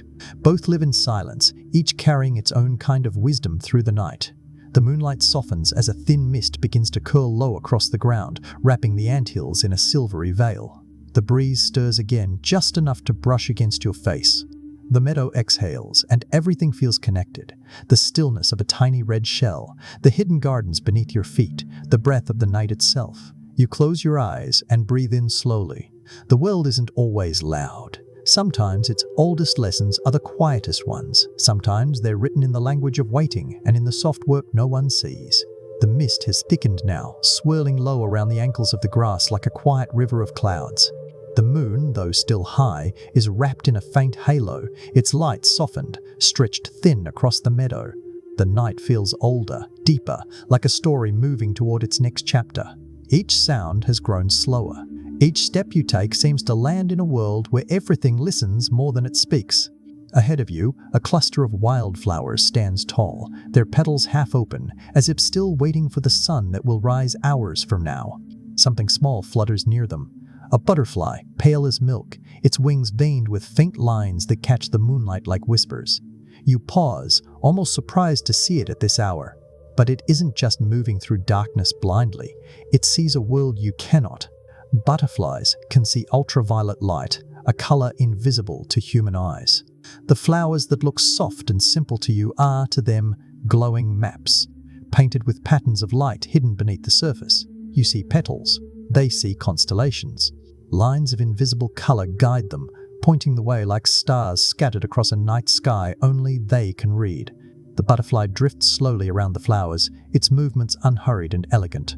You imagine what it must see. Bursts of shining light where you see nothing, glowing centers where nectar waits. The world is layered, and theirs is simply one layer deeper. They are travelers in a spectrum of light you'll never touch, slipping silently through colors that exist just beyond your reach. You take a step closer, and the butterfly circles once, then lands lightly on a bloom, as if it has known the way all along. Its wings fold and unfold gently, catching the faint moonlight, hinting at the worlds hidden beneath your sight. For a moment, the meadow feels like a painting with invisible brushstrokes, and only the butterfly has the key. A faint shift in the air pulls your attention away. It's subtle, like the smallest nudge in the breeze, carrying something sharp and dry at its edge. You can barely feel it, but some creatures can sense it clearly. Far away, beyond the tree line, something stirs, the faintest hint of smoke. Certain beetles can sense forest fires from miles away. Even before the flames are close, before the smoke grows thick enough to see, their bodies can feel the heat. It's an ancient instinct, carved deep into their being. They follow that faint signal, not to flee, but to find. Some are drawn to burned wood, where they lay their eggs in the soft, warm bark left behind by the flames. You look toward the forest in the distance.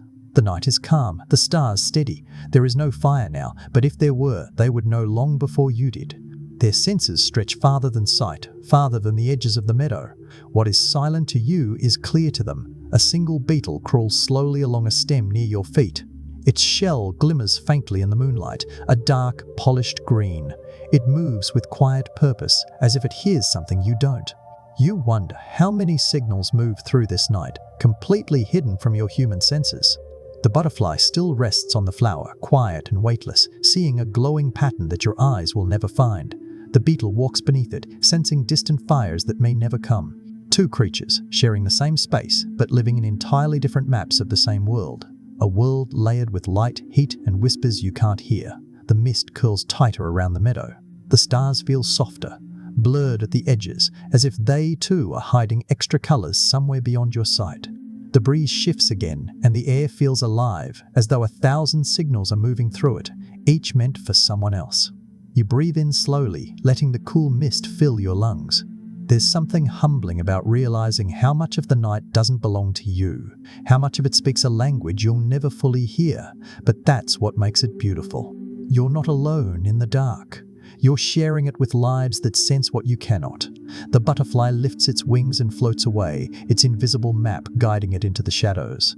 The beetle continues its quiet march through the mist, listening to distant echoes only it can feel. The night holds them both, as it holds you. The mist is thinning now, drifting softly across the meadow like smoke curling away from a fire that never burned too hot. The stars are sharper again, and the air has a cool smoothness that seems to brush against your skin like silk. Every blade of grass stands taller now that the night has settled into its quiet rhythm. The world feels balanced, held in a calm that moves like water. You wander toward the tree line at the edge of the meadow, where a small structure, an old wooden fence, leans slightly, silvered by the moonlight. A tiny movement catches your eye on one of the fence posts. Something small and dark clings to the smooth surface, upside down, holding on without falling. You step closer, and under the soft glow of the moon you see it clearly. A beetle. Its legs cling to the underside of the post, moving carefully, its body perfectly steady. No slipping, no struggle. It walks as if the laws of gravity are different for it. Some insects can walk upside down on glass and other smooth surfaces using tiny sticky hairs on their feet. These hairs are so fine, so delicate, that they create a soft grip strong enough to hold their small bodies in place, even against the pull of the earth. It's a quiet kind of magic, one built not from loud strength but from perfect design. The beetle moves with slow, certain steps, as if it's exploring the underside of the world. From your angle it looks like it's walking across the sky itself, its shadow outlined by the silver-blue light. Every step is light but unshakable, a tiny traveler who never fears the fall. The night breeze brushes gently against the fence, but the beetle remains unmoved, gripping with a kind of ease that would make any human climber envious. You smile softly to yourself. In a world this quiet, even the way a beetle walks feels like a story.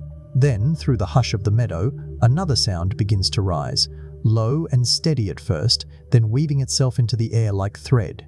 Crickets. They've been here all along, their chorus almost blending into silence.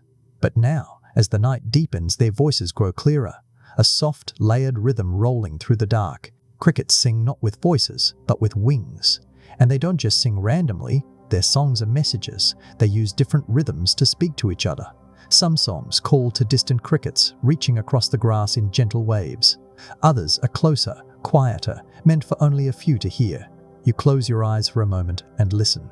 The crickets sing in overlapping pulses, no single rhythm dominating.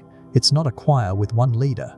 It's a tapestry of small voices, each one weaving itself into the night. The result is something ancient and familiar, a sound that has filled meadows for as long as meadows have existed. The beetle continues its upside-down journey, step after careful step, moving beneath the fence post as if the sky were a floor. The crickets keep singing, their rhythms folding around the beetle's quiet movement. Neither one interrupts the other. The night leaves space for both. You lean gently against the fence, feeling the cool wood against your palm. The breeze brings the scent of wet soil and quiet life. The stars seem lower here, close enough to touch if you only reached a little farther. Everything is small, and yet everything feels enormous. A world built on delicate details that work in perfect harmony. The beetle pauses near the edge of the post, its legs steady, its tiny hairs gripping even the smoothest spot. Then, with a patient twist, it climbs upward again, flivving back onto the top of the fence as easily as if gravity had been a suggestion all along. You follow its movement until it disappears into the shadows. Behind you, the crickets continue their conversation. Some chirps are short, others long, some fast, some slow. The meadow listens to itself, a living rhythm that doesn't need words. You breathe in slowly. The night doesn't ask you to understand every sound. It only asks you to hear, to feel, to let the stories unfold without needing to explain them. The crickets sing on. The beetle has vanished into the dark, and the stars above hold everything quietly, just as they always have. The night has become quiet in a way that feels almost endless. The mist has thinned to faint ribbons curling low over the earth. The stars have settled high above, glowing steadily, unblinking, like 1,000 tiny lanterns. Each step you take through the meadow feels softer now, cushioned by damp earth and the gentle breathing of everything that lives here. You walk slowly toward the far side of the field, where the tall grass grows thicker and the air carries a faint, earthy warmth. The soil here feels alive beneath your feet, not in a way you can see, but in a way you can sense. You know, just below the surface, entire worlds are moving. Beetles. Countless beetles. More species than any other animal group on Earth. They are the quiet rulers of this invisible kingdom, tucked beneath bark, between roots, beneath layers of fallen leaves. Every step you take passes over lives you'll never fully know. They come in endless shapes, colors, and sizes. Hidden workers, travelers, and wanderers of the night. You crouch and brush away a thin layer of grass. A dark beetle moves slowly through the soil, its shell smooth as a polished stone. Another, smaller and coppery, slips beneath a curled leaf. They don't need attention. They don't ask to be seen. But they are everywhere. The silent architects of the world beneath your feet. The diversity of their forms feels almost like a secret language. Every one of them built differently, designed to fit the shape of their place in the world. A leaf, a log, a patch of soil. Together, they form an entire orchestra of quiet motion, a hum too deep for ears but easy to feel if you only stand still long enough. The breeze shifts. Something pale moves through the air above the grass, slow and light. A moth drifts down like a piece of silk let loose on the wind. Its wings catch the faint silver of the moon, and for a moment, it seems to be glowing from the inside. It lands softly on a blade of grass and goes still. You lean closer. The moth is beautiful in its simplicity. No bright colors, no loud markings, just soft, velvety wings that hold the night like a whisper. Some moths live their entire adult lives without eating. They have no mouths. They emerge, flutter softly through the world, live for a brief, gentle span of time, and then return to the silence that waits for all living things. This one doesn't need to search for food or chase anything at all. Its flight isn't about hunger or survival. It's about the quiet act of existing. It drifts through the darkness, as though carried by the air itself, its purpose woven into its stillness. You tilt your head and listen. The meadow is so quiet that you can hear the smallest things, the creak of grass as it leans, the faint patter of something small in the underbrush, the low hum of life that doesn't sleep. The beetles continue their unseen work below. The moth rests above, weightless. Two creatures so different share the same night. One fills the world with variety, countless faces hidden in the soil. The other exists in silence, its life short and airy, as fleeting as a sigh. The moonlight falls across the meadow like a soft veil, touching everything with the same quiet gentleness. The moth lifts again, almost without effort, and begins to glide upward, disappearing into the silvery air. Its wings do not beat frantically, they float. It doesn't rush. Time moves differently when your whole life is only a breath long. You look down again at the ground. Beneath the earth, beetles press forward, endlessly shaping and reshaping the world without ever asking for witness. Above, the moth has already vanished into the dark, its brief moments spent gracefully. The night holds them both, the vast and the brief, the many and the singular. An infinite diversity underfoot and a single fragile life drifting on the wind. You breathe in slowly. The air smells like damp soil and night-blooming flowers, like something both old and alive. The stars remain steady above. The earth hums below. Some lives are countless and hidden. Some are fleeting and silent. All of them matter in the quiet story of this world. The night stretches on, wide and steady. The stars are no longer just scattered across the sky. They feel closer now, as if leaning down to listen to the quiet world below. A hush has fallen over the meadow. Not silence exactly, but something softer. The kind of quiet that holds everything gently, without needing to speak at all. Your footsteps carry you away from the thick grass and toward a narrow hill, where the air feels a little cooler. The breeze moves more freely here, sweeping across the open slope, carrying with it the scent of earth and a faint sweetness that lingers after rain. You lift your head and feel the wind brush your face like a careful hand. Somewhere in the distance, a faint wing beat stirs the air. An insect glides overhead, almost invisible against the dark. Its flight is not hurried or lost. It moves as if it knows exactly where it is meant to go. Some insects can sense the Earth's magnetic field, a silent, invisible map spread out across the planet. They read it not with eyes, but with something deeper.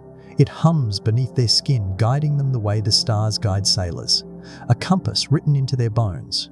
The insect circles once, twice, then lifts higher, its path invisible to you but clear to it. You watch it disappear into the dark, certain in its direction. To be so small and yet so sure, it's a quiet kind of brilliance. You sit down on the soft grass at the top of the hill. The ground is still damp from the earlier rain, cool against your hands. From here you can see more of the meadow, a dark sea of shapes and shadows shifting softly in the wind. The stars above draw their own lines, connecting dots into patterns humans have named for centuries. But beneath those same stars, insects have followed their own hidden lines for far longer. Another movement draws your gaze. A single butterfly drifts into view. Its wings are pale and delicate, catching every whisper of moonlight. It doesn't flutter wildly. Its flight is smooth, slow, and sure, like a traveler who knows exactly where home is. Certain butterflies migrate with remarkable precision, returning to the same places year after year. They cross valleys, forests, even entire countries, guided by a sense we can't quite explain. They follow the Earth's subtle signals, light, air, temperature, magnetic whispers, and arrive exactly where they need to be, not once, but again and again. You watch the butterfly hover above the grass, then turn in the air as if caught on a path only it can see. Its journey isn't random. It's part of a pattern far older than the night itself. A journey whispered through generations, carried not in memory, but in the quiet code of life itself. The breeze grows cooler. The stars seem to breathe with you now, in and out, slow and steady. Somewhere beyond the edge of the meadow, others of its kind are likely moving too, guided by the same invisible hand. Their migrations may stretch farther than you can imagine, and yet somehow they always find their way. You tilt your head back, staring up at the endless sweep of the sky. The stars are fixed in their places, but the world beneath them is in constant, graceful motion. Insects glide through the night, not with maps or compasses, but with something quieter, an ancient conversation between their small, beating hearts and the earth itself. The butterfly drifts higher, rising above the tips of the trees. It doesn't hesitate, it doesn't look back, it simply follows its path, one it was born already knowing. The wind folds around its wings like a soft current. The hill beneath you hums softly with hidden lives. The air moves gently through the grass, and for a moment you can almost feel the invisible lines beneath your own feet, the magnetic paths that weave through everything, unseen but very real. You can almost imagine what it might be like to move through the world with such quiet certainty. No maps, no noise, just trust. The butterfly vanishes into the darkness, but its path continues. And somewhere out there, others are doing the same, carried by the same quiet pull of the earth. The night doesn't need to explain itself, it just is. And everything in it knows how to find its way home. The night has grown steady and still. The stars are fixed like silver threads stitched into the dark sky, and the air moves in long, slow breaths. Somewhere in the distance, the sound of the stream returns. Quiet, clear, and patient. It calls softly, as though the water itself has a story to tell. You walk toward it, your steps sinking gently into the damp grass, each step quieter than the last. The stream is narrow, its surface smooth as polished stone beneath the light of the moon. Mist clings to its edges, swirling like a delicate veil. You kneel beside the water, watching as small ripples form and fade, as if the night is breathing through it. And then you see them, tiny movements beneath the surface, little flashes of silver. The smallest travelers, busy in a world you can't easily see. Some insects can breathe underwater. They carry tiny bubbles of air on their bodies, like invisible lungs wrapped in silk. This air clings to them, letting them move beneath the surface for long stretches of time. While the world above listens to the night, their world is a liquid one, quiet and fluid, filled with hidden paths between stones and plants. You lean closer. A small beetle glides beneath the surface, a faint shimmer of air glinting against its body. The bubble catches the moonlight, glowing softly for a heartbeat before slipping back into shadow. It moves with the ease of something perfectly at home where others might drown. It doesn't rush, it doesn't fight, it simply flows with the water. You reach your fingers toward the surface, feeling the coolness of the stream touch your skin. The beetle continues its slow, steady journey, a silent swimmer under a ceiling of stars. The world beneath the surface is as alive as the one above, just quieter, softer, and perfectly hidden unless you take the time to look. A faint sound begins to grow above the water, so gentle at first that it blends with the breeze. Then, slowly, it gathers, a low, warm hum that seems to vibrate against the night air. You look toward the nearby flowers at the water's edge and find the source. Bees. Even at night, a few linger around the blossoms, their bodies glinting like tiny golden embers. The humming sound is not their voices, it's their wings. The buzz of bees comes from the rapid beating of their wings hundreds of times each second, creating that soft, steady song. It's the sound of work, of movement, of life carrying itself gently through the air. You watch as one bee moves from flower to flower, its wings moving so quickly they blur against the night. The hum grows richer as it draws nearer to a cluster of blooms, then softens as it moves away. It's almost like the night has its own heartbeat, rising and falling with their rhythm. The The beetle swims beneath the surface, the water holding its borrowed air like a secret. Above, the bee dances among the flowers, its wings singing to the quiet dark. Two creatures, two worlds, one beneath water, one above it, moving through the same night in ways entirely their own. You close your eyes and listen. The stream whispers against the stones. The bees hum gently. The night folds both sounds together, wrapping them in its wide silence. It's a kind of music that no instrument could ever match. When you open your eyes again, the beetle has vanished into the shadows beneath the water. Only a few soft rings on the surface remain, fading like a sigh. The bee hovers above a single flower, its wings shimmering in the moonlight. Then it too drifts away, the sound of its buzzing fading into the cool night air. The stars above remain steady. The water flows on, unchanged and eternal. Some creatures breathe the air around them, some carry it into places you can't easily see. All of them are part of the same quiet, endless song. You take a long, slow breath. The world feels bigger now, not because it's grown, but because you've listened more closely. Underwater, through the air, between wing beats and ripples, life hums softly, even in the stillest hour of night. The night feels endless, but in a comforting way, like a soft blanket stretched over the earth. The air carries that quiet weight that comes only in the deepest hours, when most of the world has gone still. The stars lean gently over the meadow, their silver glow brushing against the grass, against your shoulders, against everything. You can almost hear the silence itself, warm and wide. You wander back toward the tree line, where shadows and moonlight weave together in slow, soft patterns. The ground here is cool and damp beneath your feet, and the trees seem taller, their trunks dark against the glowing sky. The sound of distant crickets lingers like a low, gentle hum, but otherwise, the world feels hushed. Then, something flickers near the base of a tree. A faint glow, not bright like a lantern, but quiet, like a secret whispered into the dark. You kneel down and see it clearly, a beetle, its shell dark and smooth, its belly giving off a soft, greenish light. Some beetles can emit light, much like fireflies.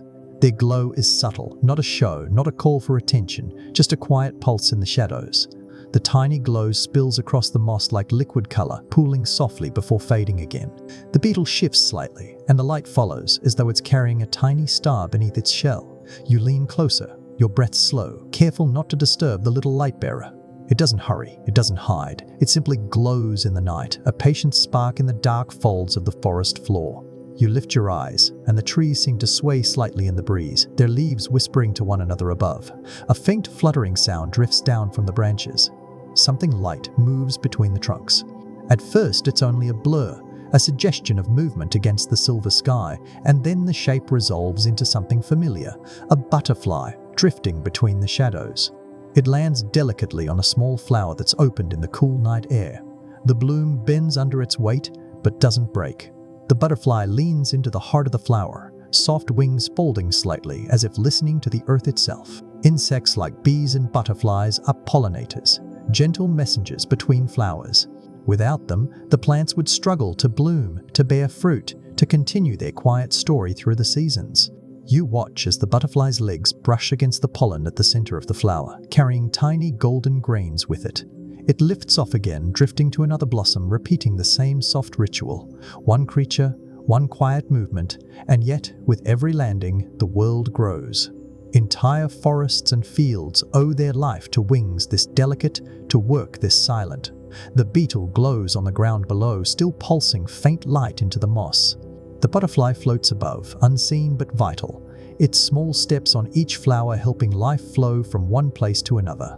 Together, they paint the night in two different ways, one with light, one with touch, neither loud, neither hurried. The breeze grows slightly stronger, brushing the tall grass, making it sway like a slow tide. The butterfly rides the air easily, like it was made for this exact hour. The beetle, tucked into the cool earth, continues to glow softly, a steady heartbeat in the dark, and above them both, the stars keep their silent watch. You close your eyes and listen. The crickets hum, the wind whispers, the soft, living night stretches out all around you, woven from tiny movements, small lives, and silent work that keeps everything breathing. When you open your eyes again, the butterfly has flown farther into the trees, a pale ghost of grace against the dark.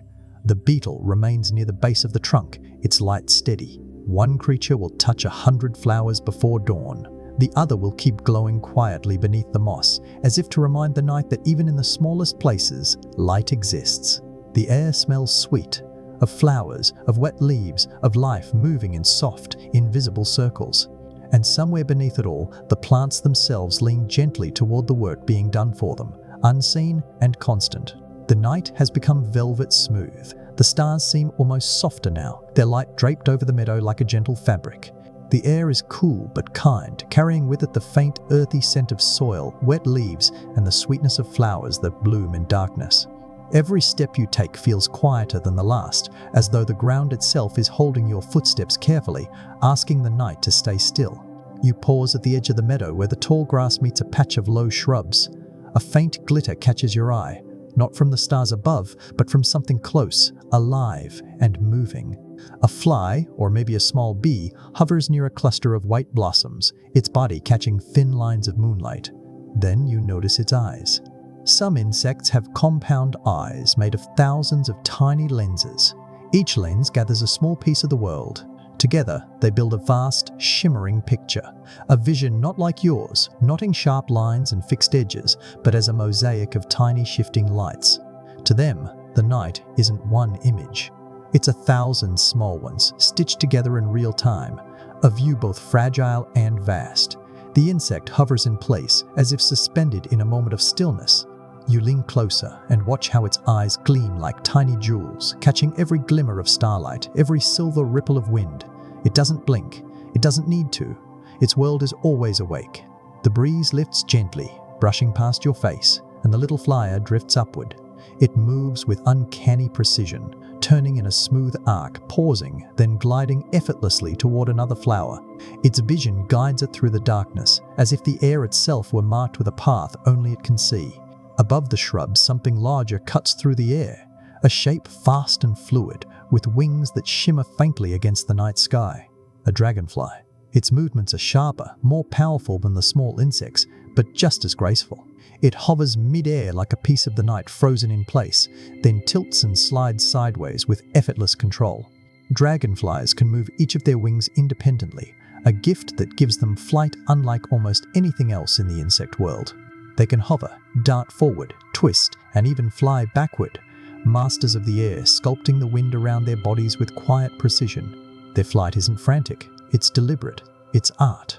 You tilt your head back to follow its path. The dragonfly loops upward, then back down again, hovering just above the tips of the grass. Every flick of its wing is quiet, but powerful. The air bends around it, carrying it exactly where it wants to go. For a moment, it crosses paths with the smaller insect you saw earlier. Two very different flyers sharing the same sky. One sees the night through 1,000 tiny lenses. The other moves through it with 4 wings dancing to their own separate rhythms. Together, they paint an invisible pattern in the air, a kind of silent choreography that belongs entirely to the night. The breeze grows cooler.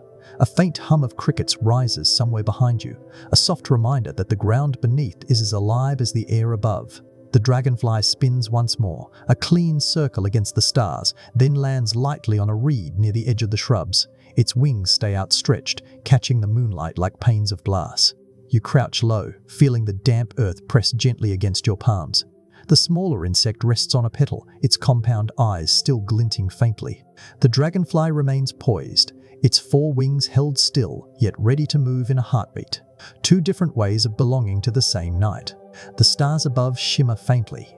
The cricket's song deepens, wrapping around the edges of your hearing like a soft shawl. The air smells of cool water and blooming flowers. And in this quiet hour, you are surrounded by creatures that live entirely in a world most never notice. A world seen through many eyes and mastered with silent wings. The dragonfly finally lifts into the air again. Not hurried, not loud. Just a smooth, clean line upward into the dark. The smaller insect follows its own, slower weaving path among the flowers, each moving exactly as they were meant to. You breathe in deeply, letting the quiet fill you. The night feels wide, alive, patient. And as the dragonfly disappears into the darkness and the smaller insect fades into the flowers, it feels as though you've witnessed a dance older than memory itself. The night air is still cool but softer now, like the last breath before dawn thinks about waking. The stars above remain steady, scattered like quiet sparks stitched into black silk. The meadow stretches out beneath them, quiet and breathing, a world woven from shadows, whispers, and tiny unseen lives. You walk through the grass slowly, letting the cool blades brush against your legs. The crickets keep their steady song somewhere in the background, a pulse that has followed you through the night.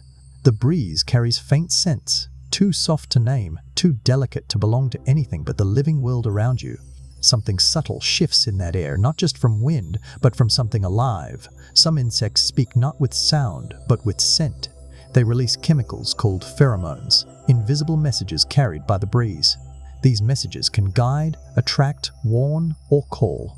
They move through the air like whispers, too fine for human senses to hear, yet powerful enough to shake the secret conversations of the night. You kneel, feeling the cool dampness of the earth beneath your hands.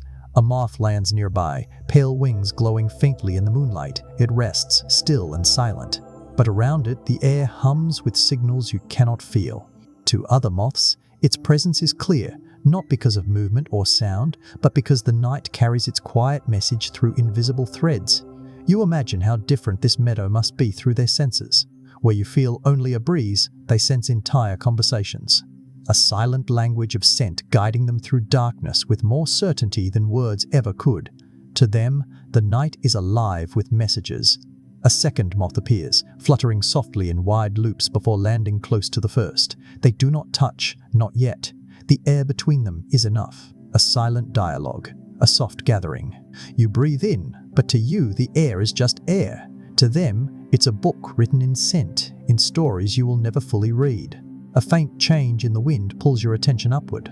The eastern sky is still dark, but it holds a faint, almost hidden glow, the earliest hint of dawn. It isn't light yet, but the promise of it brushes gently against the edge of the world. As if sensing that promise, a butterfly stirs. You spot it perched on a stem a few feet away, wings folded tight against the cool night air.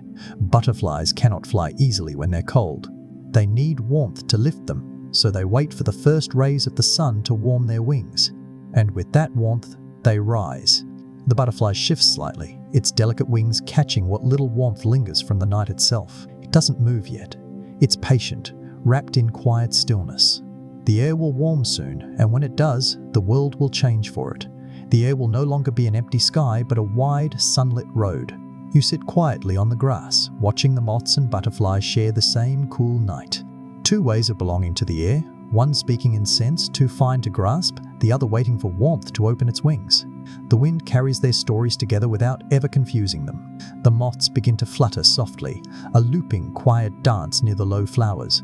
Their messages flow with the air, invisible yet certain. They don't need light to know where to go. The butterfly remains still, a soft silhouette against the horizon, waiting, listening, breathing. The crickets lower their song, their rhythm settling deeper into the earth. The first gentle streaks of pale light begin to gather far away, brushing the edges of the dark sky.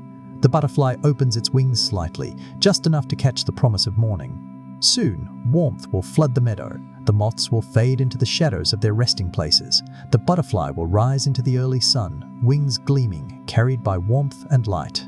The invisible voices of the night will quiet, and new stories will take their place. You breathe in deeply, feeling the cool night air mix with the first hint of morning.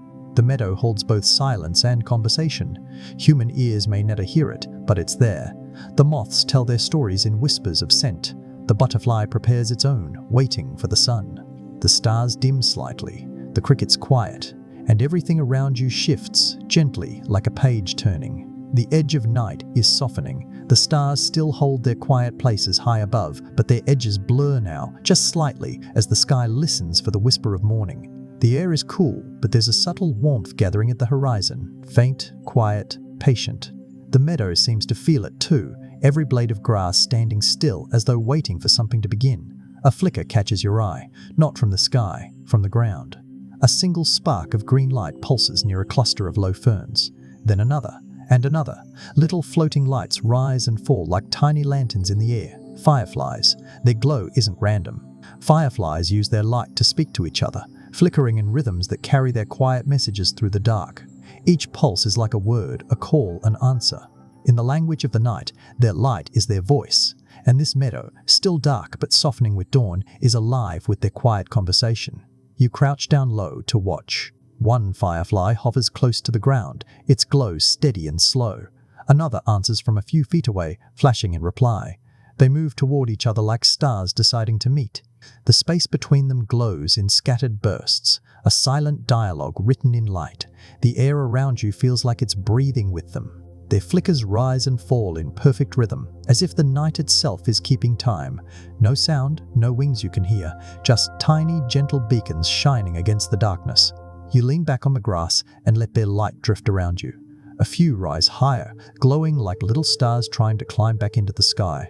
Others stay low, weaving among the flowers and stems, carrying on quiet conversations you'll never fully understand. But you can feel them, soft and steady, wrapping the night in warmth. A low, gentle hum reaches you from not far away. It's warm, constant, almost like a heartbeat. You turn toward it and see them, a few honeybees gathered near the edge of a small hive tucked between tree roots. Even in the last hours of night they stir, sensing the coming day. Honeybees have their own language too.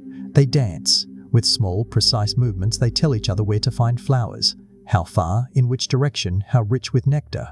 It isn't a dance of joy or play, but a map drawn in movement, shared through the soft hum of their wings. One bee circles slowly, its body tilting in the moonlight. Another responds, mirroring the pattern, understanding. There are no words, no sound to match the meaning. But this language is older than speech. It's written in instinct, in the pulse of a hive that has known the same ritual for thousands of years. The fireflies keep glowing above the grass. Their light is bright enough to paint faint shadows across your hands. The bees move just beyond them, dancing their instructions in the dark, ready for when the flowers open with the morning light. Two conversations happening at once, one written in light, the other in movement. Both soft, both clear, both alive. The breeze stirs gently. The stars begin to fade, their glow thinning as the sky behind them lightens. The fireflies keep flashing, as if trying to hold onto the darkness for just a little longer. The bees, meanwhile, seem to grow busier, their quiet hum rising, preparing to greet the sun. You breathe in slowly. The air tastes faintly sweet, touched with flowers not yet opened. It feels like standing at the edge of something, the night not quite over, the day not yet begun. A moment between worlds, where small voices speak in light and dance. The fireflies drift upward, higher and higher, their glow softening like candles flickering low.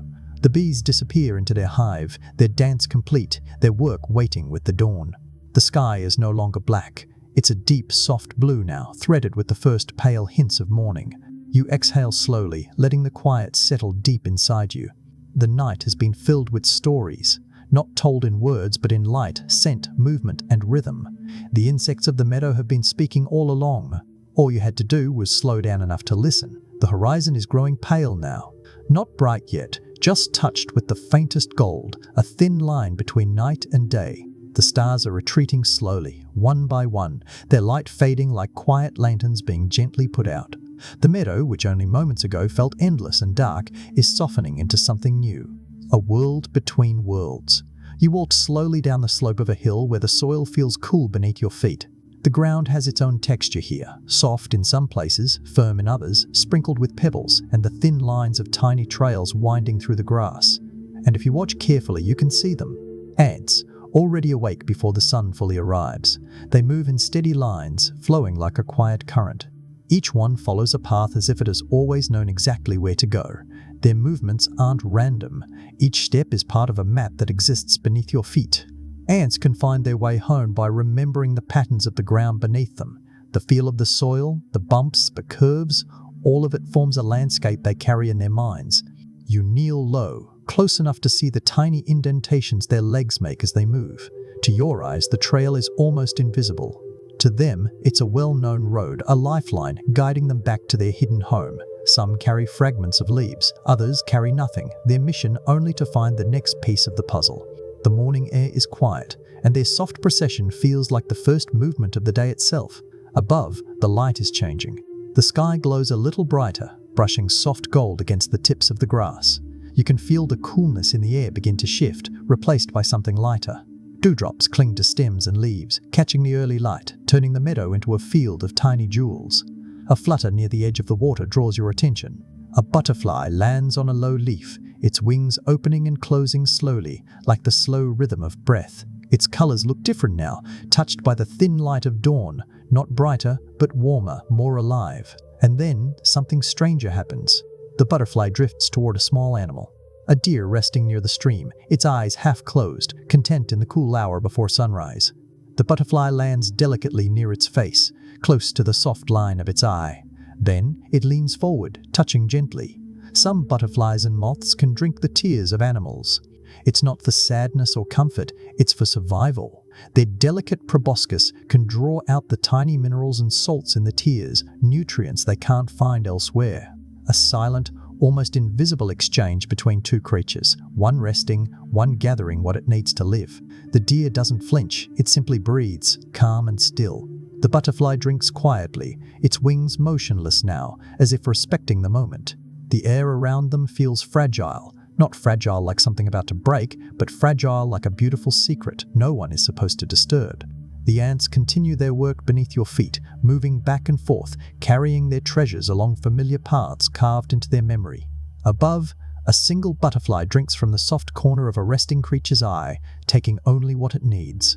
Two worlds, one beneath the earth and one on delicate wings, unfolding together beneath the first gold of morning. The breeze stirs lightly, moving through the grass with the gentlest touch.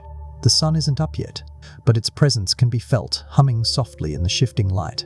The deer turns its head slightly, and the butterfly lifts off, its wings brushing the air in a single, smooth movement. It floats upward like a piece of dawn breaking free from the ground. The ants continue their work, never pausing, never rushing. They know their path without needing to see it. The butterfly drifts toward the sky, warmed by the day that is about to come, and the world hums softly, like a held breath just before the first note of a song. You close your eyes and breathe in. The air is cool and golden at once. The earth is solid beneath you, full of quiet maps only some can read. The sky is alive above you, ready to carry delicate wings toward light. The night has not left completely, but the day is already here, whispering its arrival through tiny lives. The sky is no longer dark. It glows softly now, not bright, but washed with the quiet gold of early morning. The stars have melted into the pale blue above, and the horizon wears a thin, shimmering line of light. The meadow breathes differently in this hour. The night's stillness hasn't fully faded, but the world has started to stretch its limbs. A low, gentle hum reaches your ears, not a breeze, not the buzzing of a bee. Something slower, deeper, like the earth itself remembering how to sing. You follow the sound toward the base of a tree, where the air feels a little warmer, richer. There, tucked into the folds of the soil and the roots, a small shape stirs. For years, some cicadas live in darkness beneath the ground, waiting. Their story is slow and patient. They spend years beneath the earth, resting in silence, feeding on the roots, growing without anyone seeing them. And then, when their moment comes, they rise. You watch as a single cicada climbs upward from the soft earth, its small body still damp with the morning dew. It clings to the rough bark of a tree, slow and steady, like someone remembering how to walk after a long sleep. Then, with careful movements, it opens its wings, thin, glassy, trembling in the morning light. The cicada doesn't rush. The sun isn't fully awake yet. But soon, it will sing. Not a song of words, but of time finally arriving after years of waiting. Its kind has lived this rhythm for longer than memory, buried in the dark, emerging in chorus when the warm air calls. You tilt your head upward. The branches above you whisper softly in the breeze. Somewhere farther in the trees, others are stirring too. Their voices haven't begun yet, but they're waiting, just like the sky is waiting to turn bright. A flicker of movement catches your attention on a nearby flower. A butterfly lands lightly on a pale pink bloom, wings unfolding slowly like soft paper. It doesn't drink right away. It stands very still, antennae raised, gently tasting the air. Butterflies can taste the air with their antennae. Where you feel only warmth and breeze, they sense the world in flavors and signals too faint for your senses to touch. The air tells them where flowers bloom, where other butterflies fly, where the wind carries secrets of nectar. To them, every shift in the breeze is a message. The butterfly turns slightly, adjusting its position as the morning air moves. Its antennae sway delicately, painting invisible lines in the space around it. Then, as if following a path drawn only for it, it lifts off and glides to a different flower, its flight light and precise. It doesn't wander aimlessly. It listens to the air, and the air tells it where to go. The cicada clings to the bark behind you, its wings now dry and shimmering in the pale sunlight. The butterfly drifts through the flowers, its antennae tasting a world you'll never fully sense. Both creatures carry stories written not in sound, but in patience and perception. One emerging after years beneath the ground, the other navigating a sky filled with invisible maps. A gentle wind moves through the meadow. The grass leans, the flowers sway, and the air seems to ripple softly around you. It's a moment that belongs to neither night nor day, but both at once. You inhale slowly. The scent of wet soil mingles with the faint sweetness of petals. The cicada remains silent, but its very presence feels like a song that hasn't yet begun. The butterfly moves like a brushstroke, its flight so quiet you can barely hear the wings. In a little while, the cicadas will fill the air with their chorus, that loud, rising sound that feels like the very heartbeat of summer. But right now, it's only one cicada resting on a tree, only one butterfly tasting the morning wind, only you standing between them, listening to what can't be spoken. The sun peaks a little higher over the horizon. Its light is soft, golden, gentle. It touches the wings of the butterfly, lighting them up like stained glass. It touches the cicada's shell, warming it, waking it further. And in the stillness between breaths, you can feel the world turning quietly. The sun is beginning to wake. Its first true rays stretch over the horizon like long fingers of gold, brushing gently across the tops of the grass. The meadow, which was wrapped in silver and shadow all night, now begins to shimmer softly with light. Each blade of grass catches a droplet of dew, and together they sparkle like thousands of tiny mirrors greeting the day. The air is still cool, but there's a faint warmth creeping in, the kind that doesn't rush but arrives like a calm wave. You follow the light as it slides down the hill and touches the earth beneath your feet. The sounds of the morning are blooming now, a faint bird call, the rustle of a small animal moving through leaves, and the quiet rhythm of insects already awake. In the open clearing, a small, round shape catches the sun. You step closer and see a beetle, its shiny shell gleaming in the fresh light. It moves slowly, carefully, pushing something along the ground with determined legs. A perfect spear of soil and dung, rolled with unwavering focus. Some beetles can roll balls many times their own weight. They push them across the earth like tiny, tireless travelers, using the sun and stars as their guide. Their strength is quiet but astonishing. A strength that isn't about speed or show, but steady, patient persistence. You crouch to watch. The beetle braces its back legs and pushes with its front, rolling the ball in a straight, sure line across the clearing. Its body is small, but its effort seems vast, like watching a single heartbeat moving through the world. The ball wobbles, but the beetle steadies it, nudging and correcting, step after tiny step. The morning light pours over it, warming its dark shell. You imagine how many times it has made this journey, how many miles it might travel without ever losing its way. In the quiet of dawn, its focus feels almost sacred, the kind of purpose that doesn't need to be loud to be felt. A sudden glint of movement catches your eye above. A dragonfly hovers in the air, its wings catching the new sunlight like shards of crystal. It seems suspended, perfectly balanced, as if the breeze itself is holding it in place. Then it tilts, turns, and darts gracefully across the meadow with incredible speed. Dragonflies have nearly 360-degree vision. Their eyes, vast and rounded, cover almost their entire head, letting them see the world from almost every angle at once. Nothing sneaks up on them. Every shimmer of light, every movement in the grass, every flicker of wings nearby, they see it all. The dragonfly loops upward, then slides sideways with effortless control. It isn't just flying, it's painting lines through the air. From where you stand, the sunlight hits its wings in bursts, tiny flashes that make it seem as though it's carrying the sun with it. Below, the beetle pushes on, steady and unfazed. Above, the dragonfly dances through the sky with the kind of precision only creatures born to the air can know. Two very different lives, moving through the same moment in opposite directions, one tied to the earth, the other belonging to the wind. The meadow listens quietly. The crickets hum low beneath the grass. A soft breeze carries the scent of wet soil and early sunlight. You can feel the warmth beginning to bloom against your skin, gentle and kind. The beetle's ball finally reaches a small patch of shade at the base of a tree. It pauses for just a moment, as if catching its breath. Then, with the same quiet determination, it continues its careful work, disappearing into the shadows. The dragonfly, meanwhile, spins one last circle in the air, then vanishes toward the stream where the light is brighter. You stand there for a while, caught between them, between earth and air, between something steady and something swift. The meadow seems to hold both perfectly, the weight of one and the lightness of the other balanced in the early sun.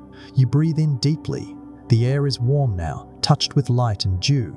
The world has shifted from night's quiet to morning's soft hum.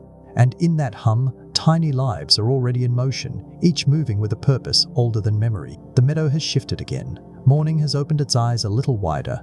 The golden light spreads like warm honey across the tall grass, pooling softly around the base of trees and stretching into the quiet spaces between leaves. The air is warmer now, not heavy, not bright, just enough to stir a little more life from the shadows. The hum of the world is richer. A soft buzzing drifts through the air, a sound so gentle it almost melts into the rustling of the grass. It's not the low hum of bees this time. This sound is sharper, higher, like a single thread of music slipping through the breeze. A mosquito. It hovers near you, its delicate body glinting faintly in the morning light, wings moving so fast they blur to transparency. It's not following the light or the flowers, it's following something else. Mosquitoes are drawn to the carbon dioxide that humans and animals exhale. They sense it from a distance, carried on the air like an invisible trail leading them home. You breathe slowly, watching as the tiny shape drifts closer, almost like a ghost tethered to the air itself. Its movements aren't random, they're deliberate, precise, patient. Every exhale you give is a soft beacon, and it listens to that invisible language without effort. You wave your hand gently through the air, and the mosquito shifts course, not startled, not afraid, just floating lightly to the side. Its small body is almost weightless.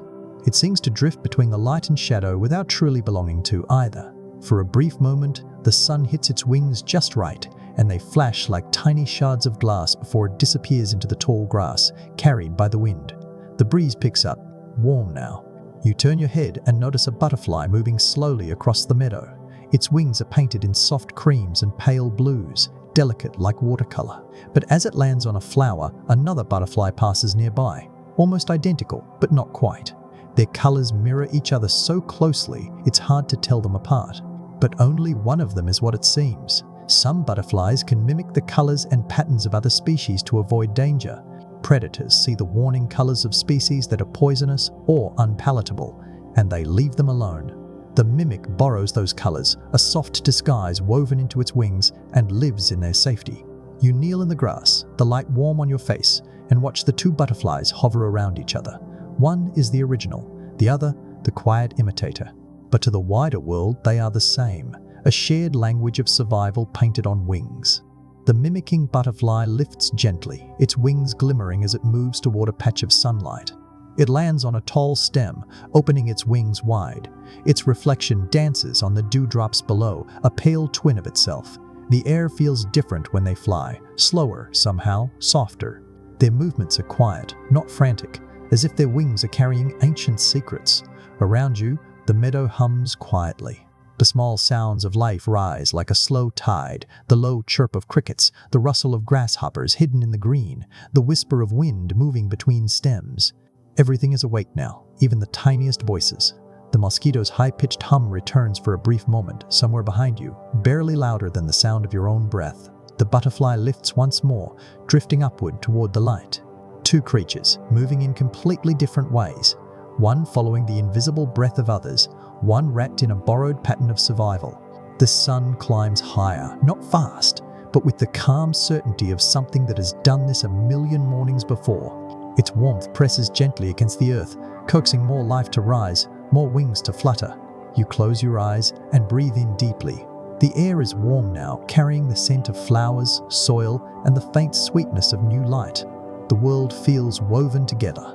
Your breath, the mosquito's invisible trail, the butterfly's mimicry, the quiet hum of everything around you.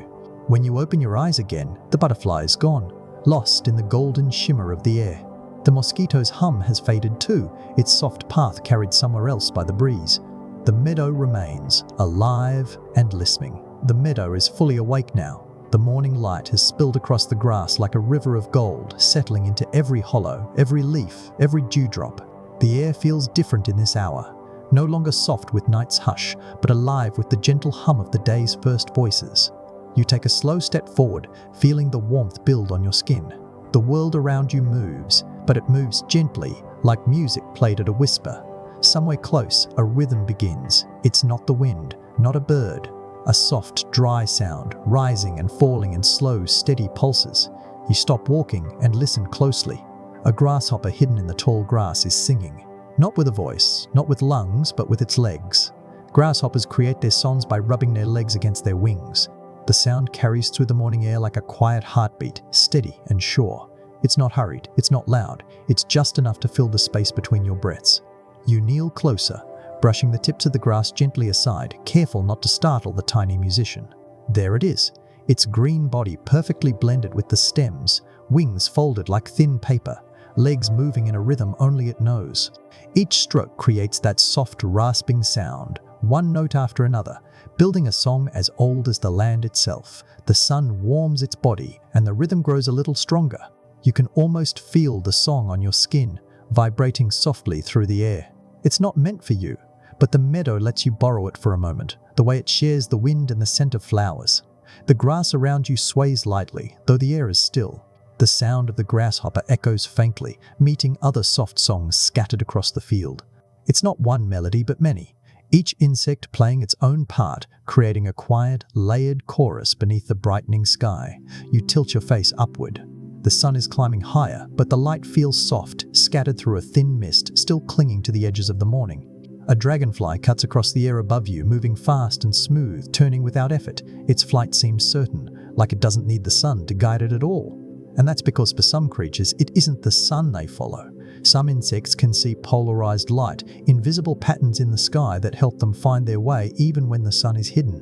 While you see a clear blue stretch, they see lines and maps written across it, as if the air itself were drawn with quiet ink.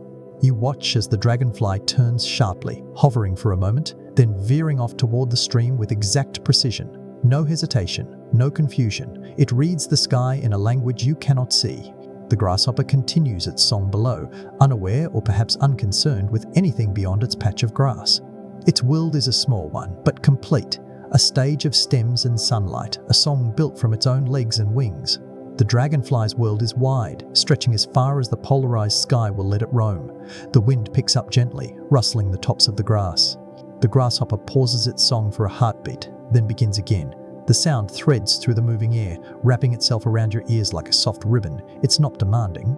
It doesn't try to be heard. It simply exists, the way sunlight exists, steady and certain. You close your eyes for a moment. The sound of the grasshopper becomes clearer when you stop searching for it. The faint buzz of wings overhead fades into the quiet rhythm of the day.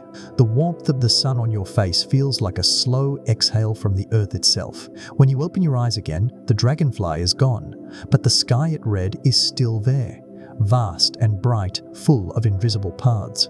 The grasshopper is still tucked into the blades, singing softly, a single note in a morning song much larger than itself. The world doesn't need grand gestures to tell its story. Sometimes all it takes is the scrape of tiny legs against paper-thin wings. Sometimes it's a map drawn in. The sun has fully woken now. Its golden light spreads across the meadow like a soft tide, reaching into every corner, warming the grass, the soil, and the quiet lives that have been awake since the first hint of dawn.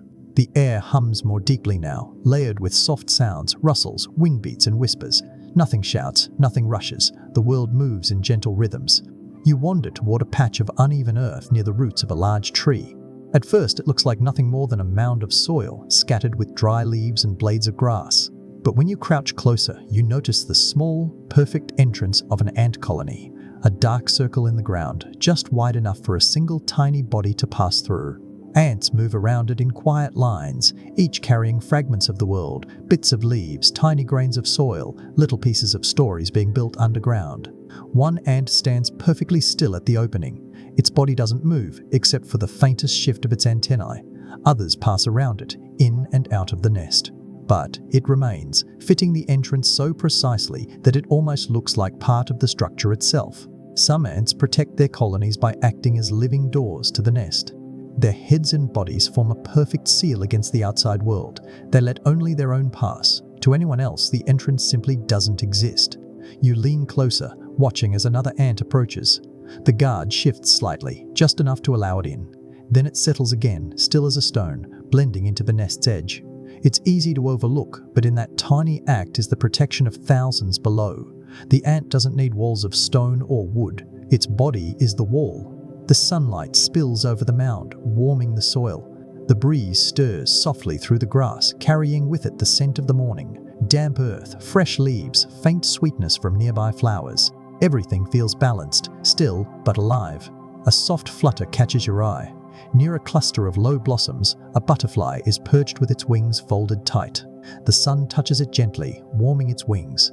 It tries to lift off, but its flight is clumsy, uncertain. Its body trembles slightly, its wings moving like soft paper in a weak breeze.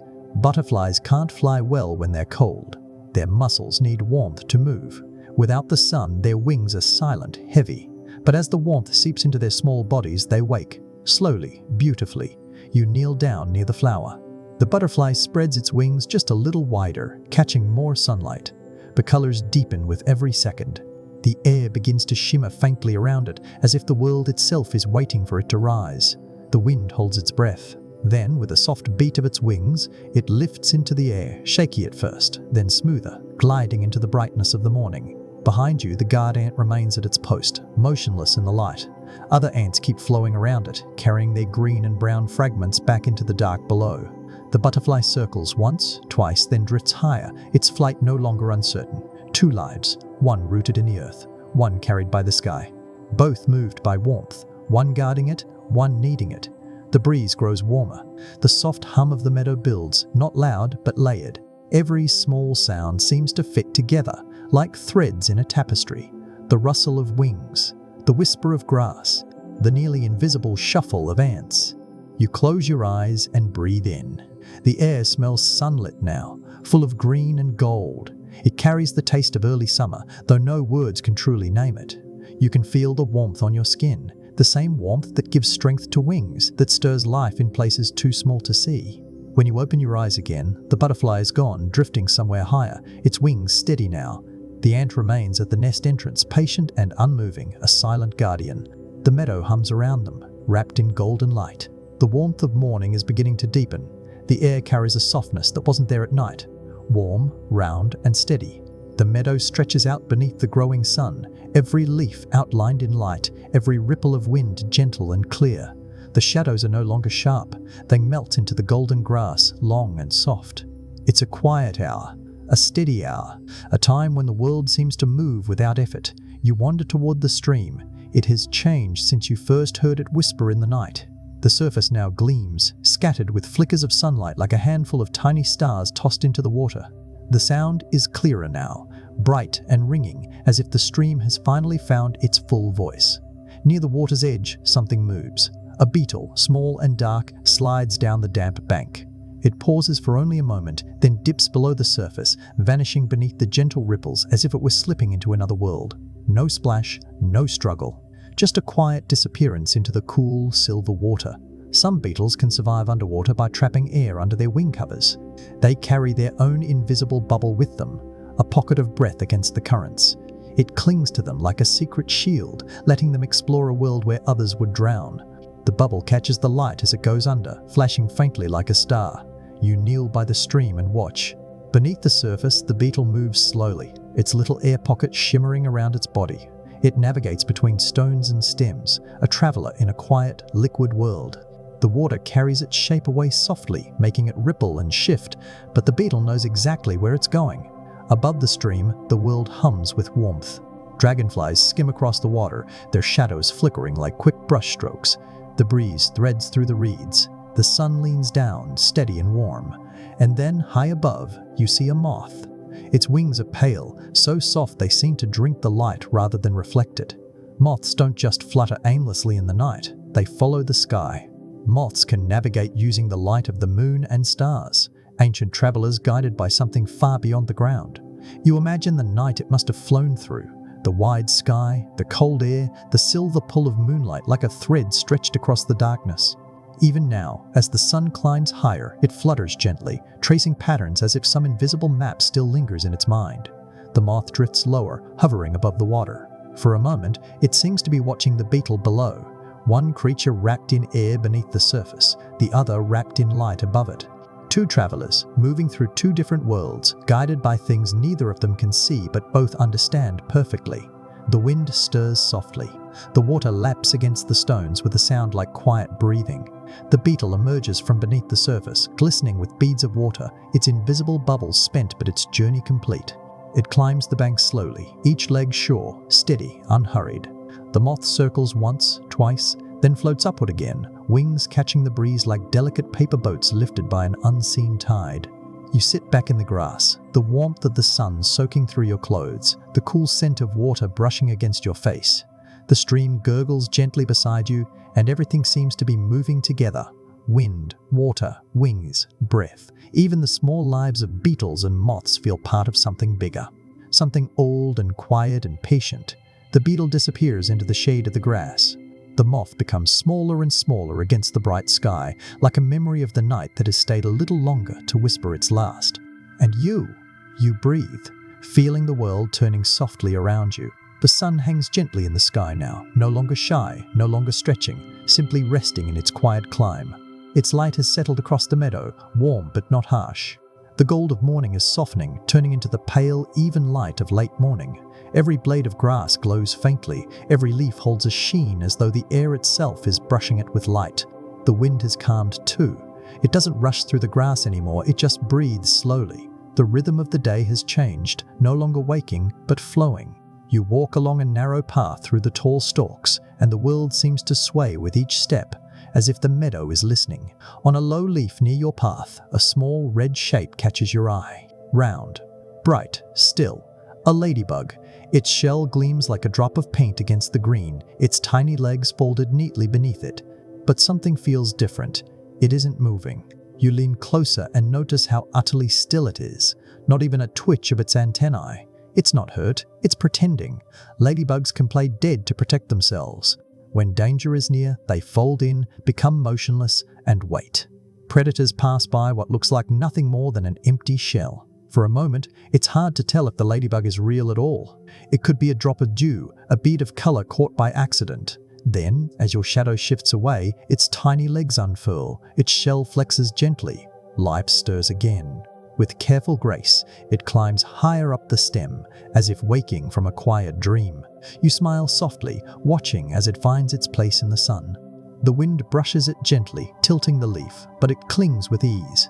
It doesn't need to move fast, it only needs to know when to be still and when to rise. Far above, a flicker of color cuts through the clear sky, orange and black, moving slowly, almost lazily at first.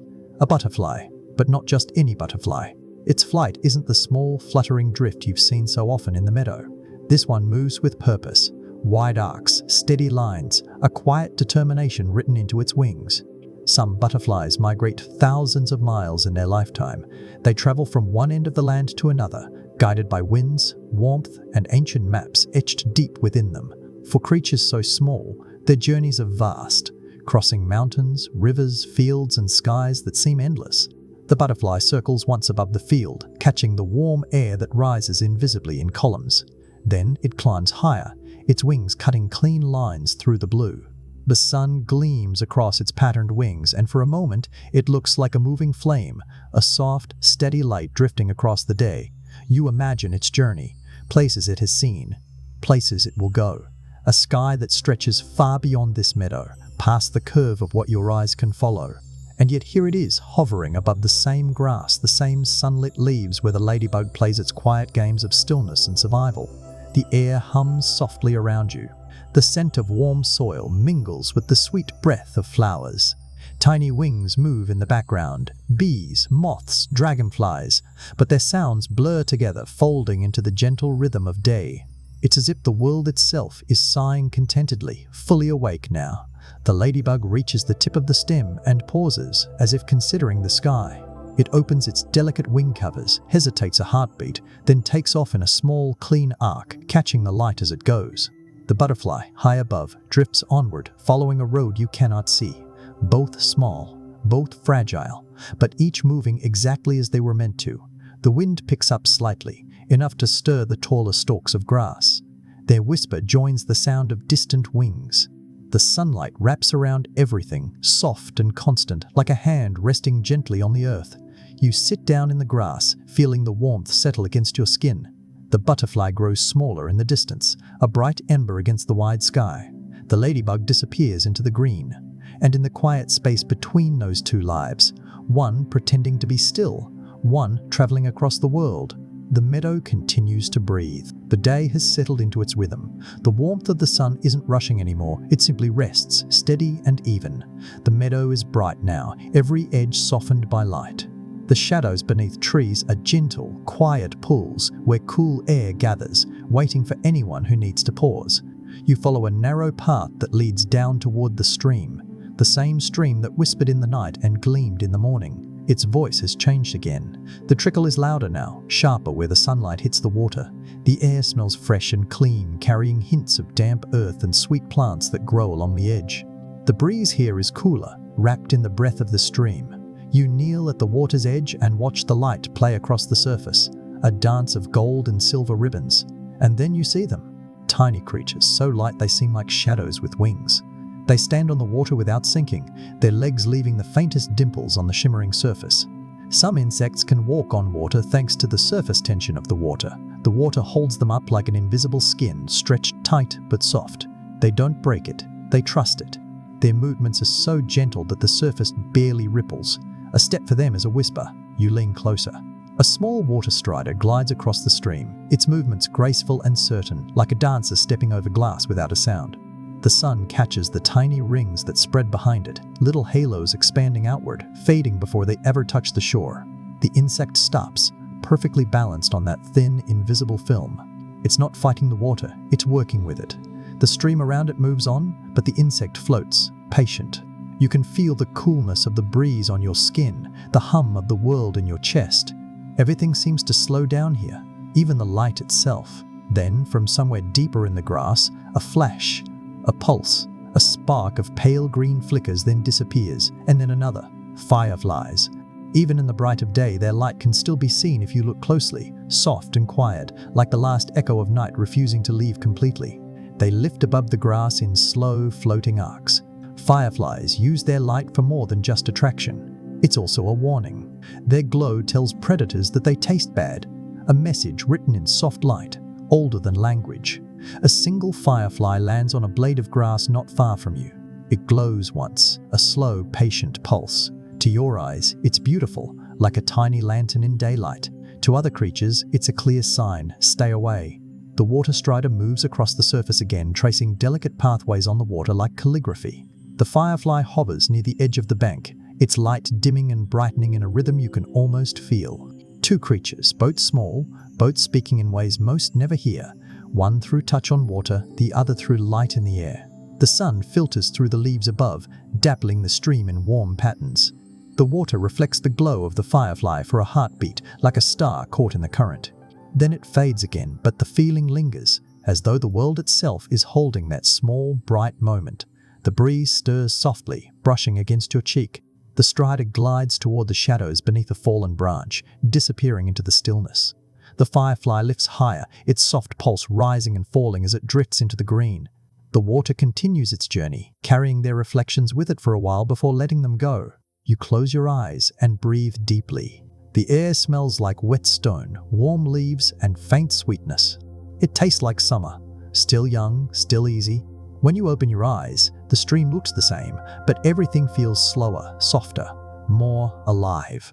The surface tension holds secrets invisible to your eyes. The glow of the firefly carries messages that need no words. All around you, life is moving, breathing, speaking, even in silence.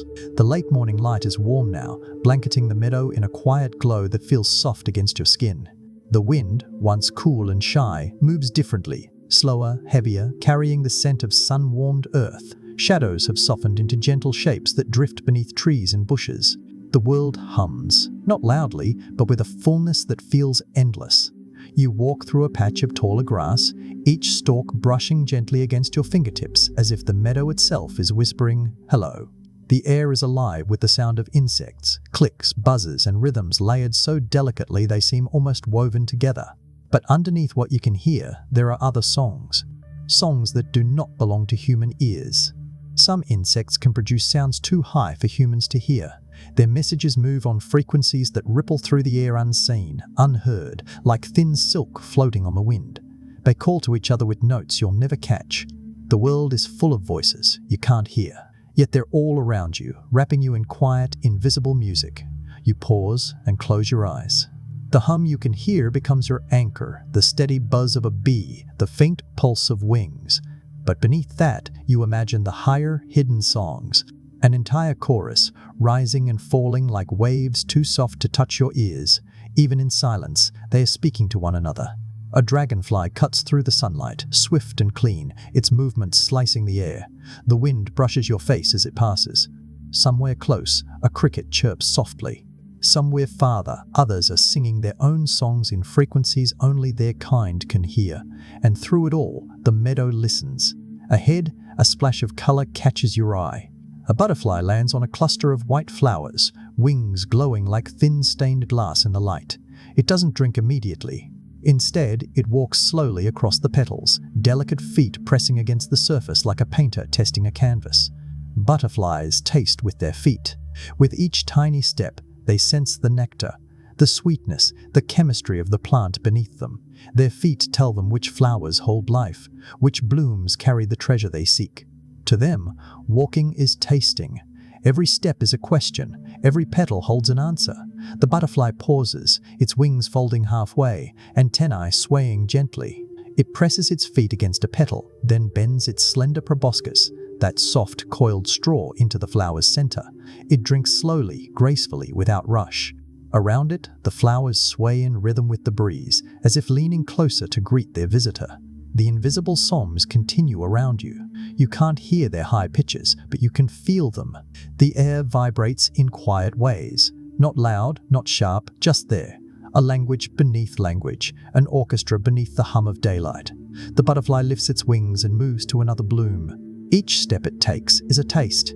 Each taste, a decision. Its journey isn't random. It's a slow, deliberate dance through colors and scents and sensations beyond what your senses can reach. You watch its wings flutter gently in the breeze, light, fragile, and yet perfectly sure. A bee buzzes past your ear. Somewhere nearby, a grasshopper clicks its song into the air. And somewhere beyond your hearing, another insect adds its invisible melody to the morning. The meadow isn't quiet. It's just speaking in more languages than you can know. The butterfly finally drifts upward, catching a soft current of air. Its wings shine for a heartbeat, golden edges glowing against the sun before it disappears into the tall grass. The unseen songs continue, wrapping the moment in a silence that isn't really silence at all. You breathe in slowly, letting the warmth of the day sink deep into your lungs. The air smells of flowers, sunlit leaves, and summer itself. Even when you can't hear the smallest songs, you can feel the weight of their presence. The meadow is alive with voices, some near, some far, some so high they float just beyond the edge of your world. The air has changed. It's subtle, just a faint shift, like a whisper brushing past the skin. The breeze that was warm and even a moment ago now moves differently, smoother, heavier. It carries something that isn't quite rain, but remembers what rain feels like. Above, the sun still glows softly through a thin veil of clouds beginning to form at the horizon. You walk slowly through the meadow, feeling this gentle shift. The flowers tilt slightly, their stems bowing toward the ground as if listening to something far away. The leaves rustle with a softer voice now. The air is thinking, waiting. Some insects can detect changes in air pressure, sensing approaching storms long before the first drop of rain falls. It's not a sound or a sight, it's something they feel, a message in the weight of the wind, a secret carried in the breath of the sky. You stop near a patch of tall grass where small insects hover, moving slower now, their wings adjusting to something unseen. A bee pauses at the mouth of a flower, then turns away, as if deciding the day has changed. A beetle clings a little lower on a stalk than before, close to the shaded earth. They sense what your skin only guesses at. They've known the language of the sky far longer than you have. The breeze curls around you, wrapping gently around your arms. There is no storm yet. Only its quiet announcement, whispered through the smallest lives first. Near a patch of loose soil, you notice a larger beetle crawling slowly, its shell catching a dull gleam of light beneath the cloud-thinned sun. Its head is crowned with two curved horns, strong, sharp, ancient. It isn't hurrying. It moves with a kind of steady strength, as if it knows exactly where it wants to go. Certain beetles have horns they use to fight for mates and territory. They push and wrestle, not with anger, but with the quiet force of instinct, a ritual older than memory. One horned beetle finds another, and together they test the shape of their strength beneath the bending grass. You kneel to watch. Their movements are deliberate, slow, powerful in their own small way. The world above them may change, storms may roll in, winds may shift, but here their tiny world holds its own gravity. A soft contest between two creatures, ancient as the soil they walk on. The air pressure drops a little more. The wind bends the taller stalks, and a faint coolness slips into the warmth. You can feel the promise of distant thunder, not yet formed but alive somewhere on the edges of the sky. The insects feel it too. A few bees make their way back toward their hive. Butterflies fold closer to the flowers. The meadow draws in a quiet breath. The two beetles finally part, one climbing toward a low mound, the other retreating into the shade beneath a leaf. Their contest isn't cruel. It's simply what they do, a wordless story repeated again and again as the world turns. Above, the first faint shadow of a cloud stretches over the field. It softens the golden light, painting the meadow in pale grey. The air feels close now, wrapping around you like a warm hand with a cool edge beneath it. You breathe slowly, matching its rhythm. The meadow listens, patient. A single drop of moisture touches your arm, not rain, just the edge of it, a sign that something is coming. The insects have already adjusted. Their movements have changed, their flight paths shortened. They knew before you did. They always do.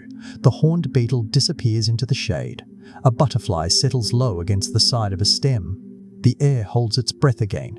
This isn't the storm yet. This is its gentle whisper. You close your eyes, letting that whisper settle around you. The smell of the air is different now, green and sweet and heavy. Even if the storm doesn't come for hours, it's already here in the way the world moves, and in the way the insects, small and quiet, respond to its arrival. But clouds have gathered softly overhead, not dark or threatening, just gentle folds of grey that dim the gold of the sun. The light drapes itself differently now, quieter, muted, as though the sky has wrapped the meadow in a thin silk curtain. The air feels thicker, slower, but not heavy, just full. The kind of full that makes everything else move a little closer to the ground. You follow the winding path back toward the tree line. The grass whispers around your legs, and the soft wind carries the scent of damp earth, a promise of rain that may or may not come. Here, beneath the trees, the air is cooler. A patchwork of light and shade flickers through the canopy, dancing faintly across your hands. Near the base of a branch, you spot a gathering of ants moving in smooth, practiced lines. They don't wander, they don't rush. Their movements are organized, quiet, purposeful. A single line flows up the stem of a plant, then splits and gathers around something small, a cluster of tiny, soft-bodied insects clinging to the underside of a leaf. Some ants farm aphids, protecting them in exchange for the sweet liquid they produce. The aphids feed on the plant and release droplets of honeydew, and the ants, like patient keepers, drink from that sweetness. In return, they guard their tiny herds, defending them from other insects. A quiet, ancient bargain made without words. You kneel to watch.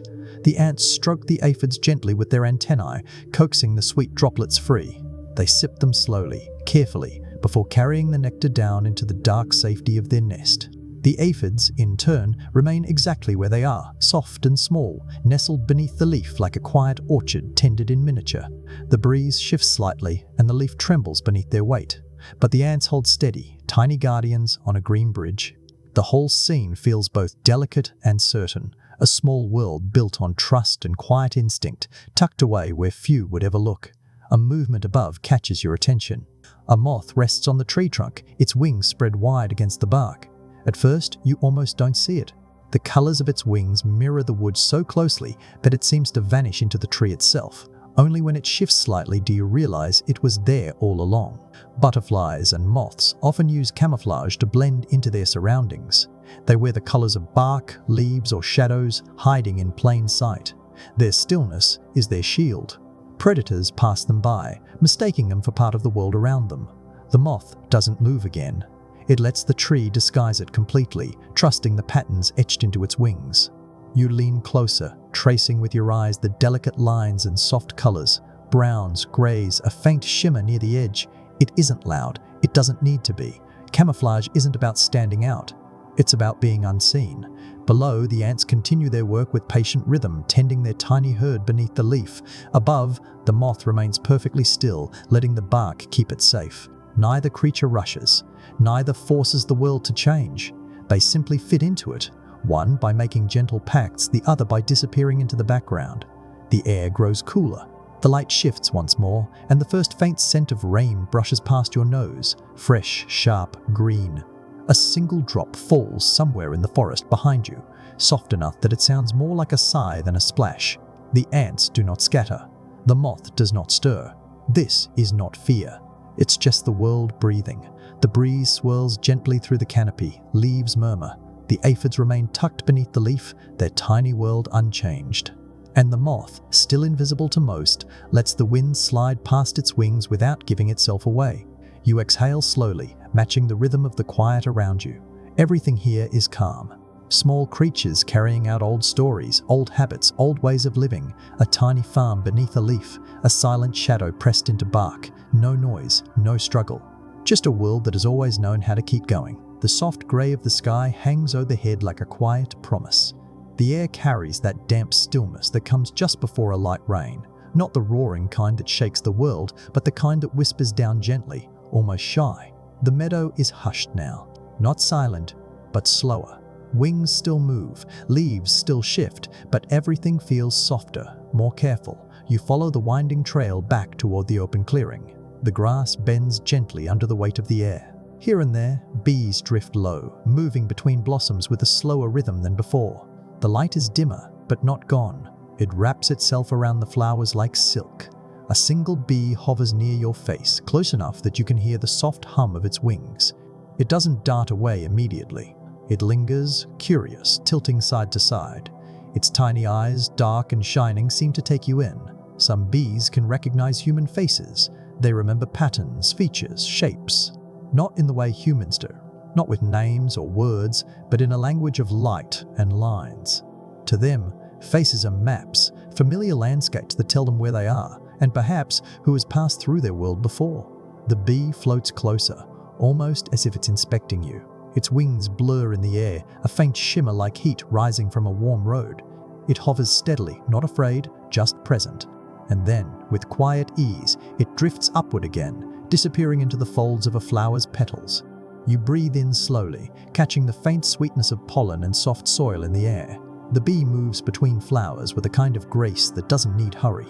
Every step of its flight seems precise, remembering, deciding. Its world is full of patterns. And now, for a brief moment, you were part of it too. A few steps further down the trail, you hear a different sound. A faint vibration, a kind of whisper threaded through the grass. You stop, and the sound seems to follow the wind. At first, it's hard to place where it comes from. It's too delicate, too light. Then, beneath a cluster of tall stems, you see it.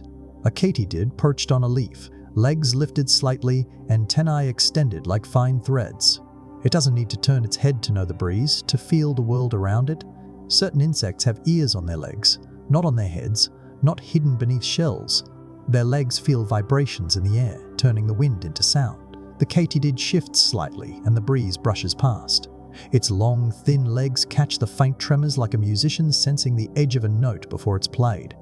It hears without hearing, listens without moving. Every change in the air is a story. The clouds deepen just a little, softening the light even more.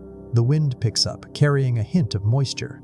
The meadow leans into it like a sleeping creature adjusting its breath. The bee reappears briefly, rising from the flowers and cutting through the shifting air. The katydid holds its place, listening to everything without ever looking. A single drop of rain touches your arm. Light, cool, delicate. The world doesn't flinch. The bee continues its slow, deliberate journey between blooms. The katydid remains on the leaf, listening to the song of the wind through its legs. And you stand between them, surrounded by the quiet language of creatures that understand the world in ways you can only imagine. You close your eyes and listen too. The wind hums, leaves shiver. The bee's wings flutter in the distance like the faintest brush of paper. Somewhere, far beneath what your ears can hold, the katydid is hearing every shift. The rain doesn't rush. It falls slowly, one drop here, another there, weaving itself softly into the air. The bee tucks deeper into a flower's center. The katydid presses closer to the stem. You tilt your head upward and let a cool drop touch your forehead. The meadow doesn't resist the change. It bends with it, listens to it, moves with it. And for a moment, so do you. The first drops of rain have begun to fall. Not in a rush, not in a storm, just a quiet, patient rhythm. Each drop taps gently against the grass, the leaves, the soft surface of the soil. The meadow listens without complaint. The air, once heavy with the thought of rain, is finally exhaling. You move toward a cluster of tall plants near the edge of the tree line, their long stems bending slightly beneath the light drizzle. The colors of the world deepen here. Greens turn richer, browns darken like wet stone, and the sky above becomes a soft gray veil. Everything smells cleaner, like fresh leaves and new beginnings. Near the base of a tree trunk, something small and pale clings to the bark. At first, it looks like a living insect, wings spread, legs fixed in a delicate pose. But when you lean closer, you see it's empty. A fragile shell, thin and translucent, still shaped like the creature that once wore it. Some insects shed their exoskeletons to grow. They leave behind these husks, soft echoes of their former selves, and step into the world a little larger than before. The rain clings to the old shell, tiny droplets collecting along its legs and edges. It looks fragile, almost like it would dissolve if you breathed too hard. You imagine the moment it happened. A slow, quiet unfolding. The creature inside pushing gently outward, splitting its old armor and pulling itself into the cool night air. A transformation not loud, but patient. Growth doesn't always arrive with noise. Sometimes it slips in silently, like a new breath. The soft tapping of rain mixes with the low hum of insects still awake beneath the leaves. Water gathers in tiny beads at the tips of grass, then falls, one drop at a time, into the soil below. The world moves slowly, like a heartbeat stretched out wide. From somewhere deeper in the trees, a soft flutter rises. A moth glides through the mist, its wings catching what little light remains. It moves slowly at first, as if weighing the wind, then begins to circle near the canopy's edge. Certain moths can detect sounds made by bats. Long before you would hear anything at all, they feel the high-pitched calls slicing through the dark. Those invisible sounds guide their escape. A quiet defense against a night hunter. The moth hovers for a moment, its body still, its wings beating so lightly they barely disturb the air. Then it tilts sharply and slips sideways into the rain, disappearing into the gray curtain of the trees. There's no panic in its movement, only the sure, soft glide of something that has survived countless nights before this one. The rain thickens slightly, each drop striking the leaves with a tender rhythm. The sound spreads outward, becoming part of everything. The old shell on the tree gleams softly under the wet light, still clinging where it was left behind. Empty, but not forgotten. A few crickets sing from somewhere low in the grass, their voices weaving through the soft patter of rain. The air is cool now, but not cold. The breeze brushes against your skin like fingertips. Every sound is gentle, every movement quiet. You tilt your head upward, feeling a few drops land softly against your face. The moth has vanished into the gray, hidden somewhere in the folds of the forest. The exoskeleton remains, a small ghost of growth, waiting to crumble back into the world it came from. And the rain keeps falling, steady, even, kind. You breathe in deeply. The air smells alive.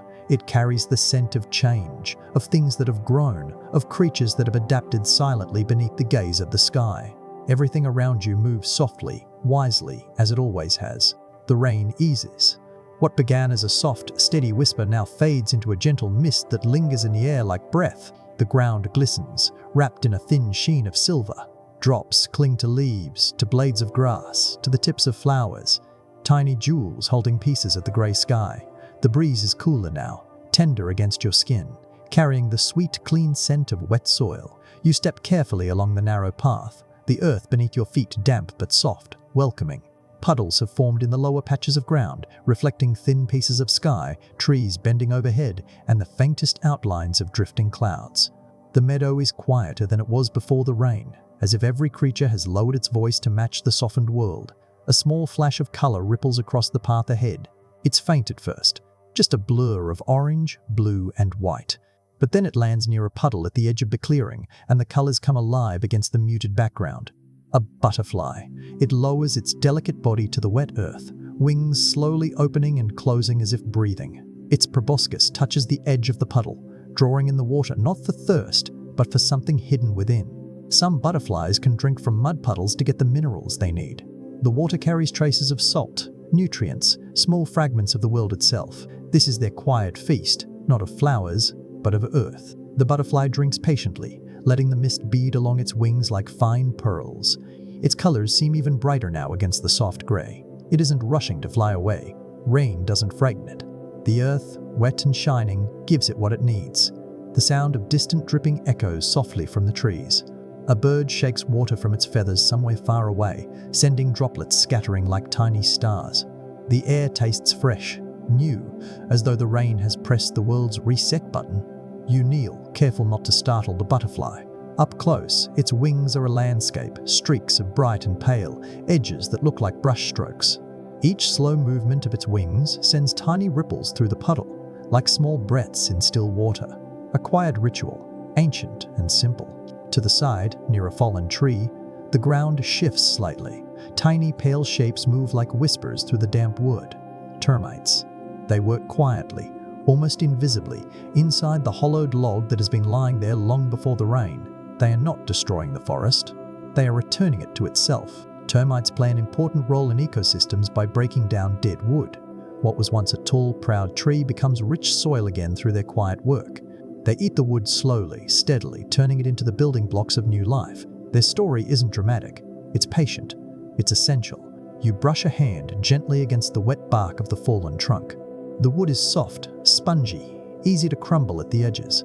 The termites move within, unseen but present, continuing a work they've done for longer than memory. This is the forest's quiet circle, where what ends becomes the beginning again. The butterfly finishes its drink and licks itself gently off the ground. Its wings beat once, twice, catching the faint light between the clouds. A few droplets shake free and scatter through the air. It floats upward, moving lightly through the mist, its wings leaving only silence behind. The termites keep working, slow and steady, their world hidden inside the log. One creature nourishes itself on the earth. The other nourishes the earth itself. Different paths, same rhythm. The mist begins to thin, the air clearing around you like the gentle lifting of a curtain. The trees seem taller now, their leaves glistening. The ground is soft, but the weight of the rain has passed. You breathe in deeply, the air cool in your lungs, the world smelling of clean soil and quiet purpose. The butterfly is just a speck in the distance now. The termites remain unseen, their work never stopping. And the meadow breathes softly with them both, above and below, in color and in silence. The rain eases. What began as a soft, steady whisper now fades into a gentle mist that lingers in the air like breath. The ground glistens, wrapped in a thin sheen of silver. Drops cling to leaves, to blades of grass, to the tips of flowers. Tiny jewels holding pieces of the gray sky. The breeze is cooler now, tender against your skin, carrying the sweet, clean scent of wet soil. You step carefully along the narrow path, the earth beneath your feet damp but soft, welcoming. Puddles have formed in the lower patches of ground, reflecting thin pieces of sky, trees bending overhead, and the faintest outlines of drifting clouds. The meadow is quieter than it was before the rain, as if every creature has lowered its voice to match the softened world. A small flash of color ripples across the path ahead. It's faint at first, just a blur of orange, blue, and white. But then it lands near a puddle at the edge of the clearing, and the colors come alive against the muted background. A butterfly. It lowers its delicate body to the wet earth, wings slowly opening and closing as if breathing. Its proboscis touches the edge of the puddle, drawing in the water not for thirst, but for something hidden within. Some butterflies can drink from mud puddles to get the minerals they need. The water carries traces of salt, nutrients, small fragments of the world itself. This is their quiet feast, not of flowers, but of earth. The butterfly drinks patiently, letting the mist bead along its wings like fine pearls. Its colors seem even brighter now against the soft gray. It isn't rushing to fly away. Rain doesn't frighten it. The earth, wet and shining, gives it what it needs. The sound of distant dripping echoes softly from the trees. A bird shakes water from its feathers somewhere far away, sending droplets scattering like tiny stars. The air tastes fresh, new, as though the rain has pressed the world's reset button. You kneel, careful not to startle the butterfly. Up close, its wings are a landscape, streaks of bright and pale, edges that look like brush strokes. Each slow movement of its wings sends tiny ripples through the puddle, like small breaths in still water. A quiet ritual, ancient and simple. To the side, near a fallen tree, the ground shifts slightly. Tiny pale shapes move like whispers through the damp wood. Termites. They work quietly, almost invisibly, inside the hollowed log that has been lying there long before the rain. They are not destroying the forest. They are returning it to itself. Termites play an important role in ecosystems by breaking down dead wood. What was once a tall, proud tree becomes rich soil again through their quiet work. They eat the wood slowly, steadily, turning it into the building blocks of new life. Their story isn't dramatic. It's patient. It's essential. You brush a hand gently against the wet bark of the fallen trunk. The wood is soft, spongy, easy to crumble at the edges. The termites move within, unseen but present, continuing a work they've done for longer than memory. This is the forest's quiet circle, where what ends becomes the beginning again. The butterfly finishes its drink and lifts itself gently off the ground.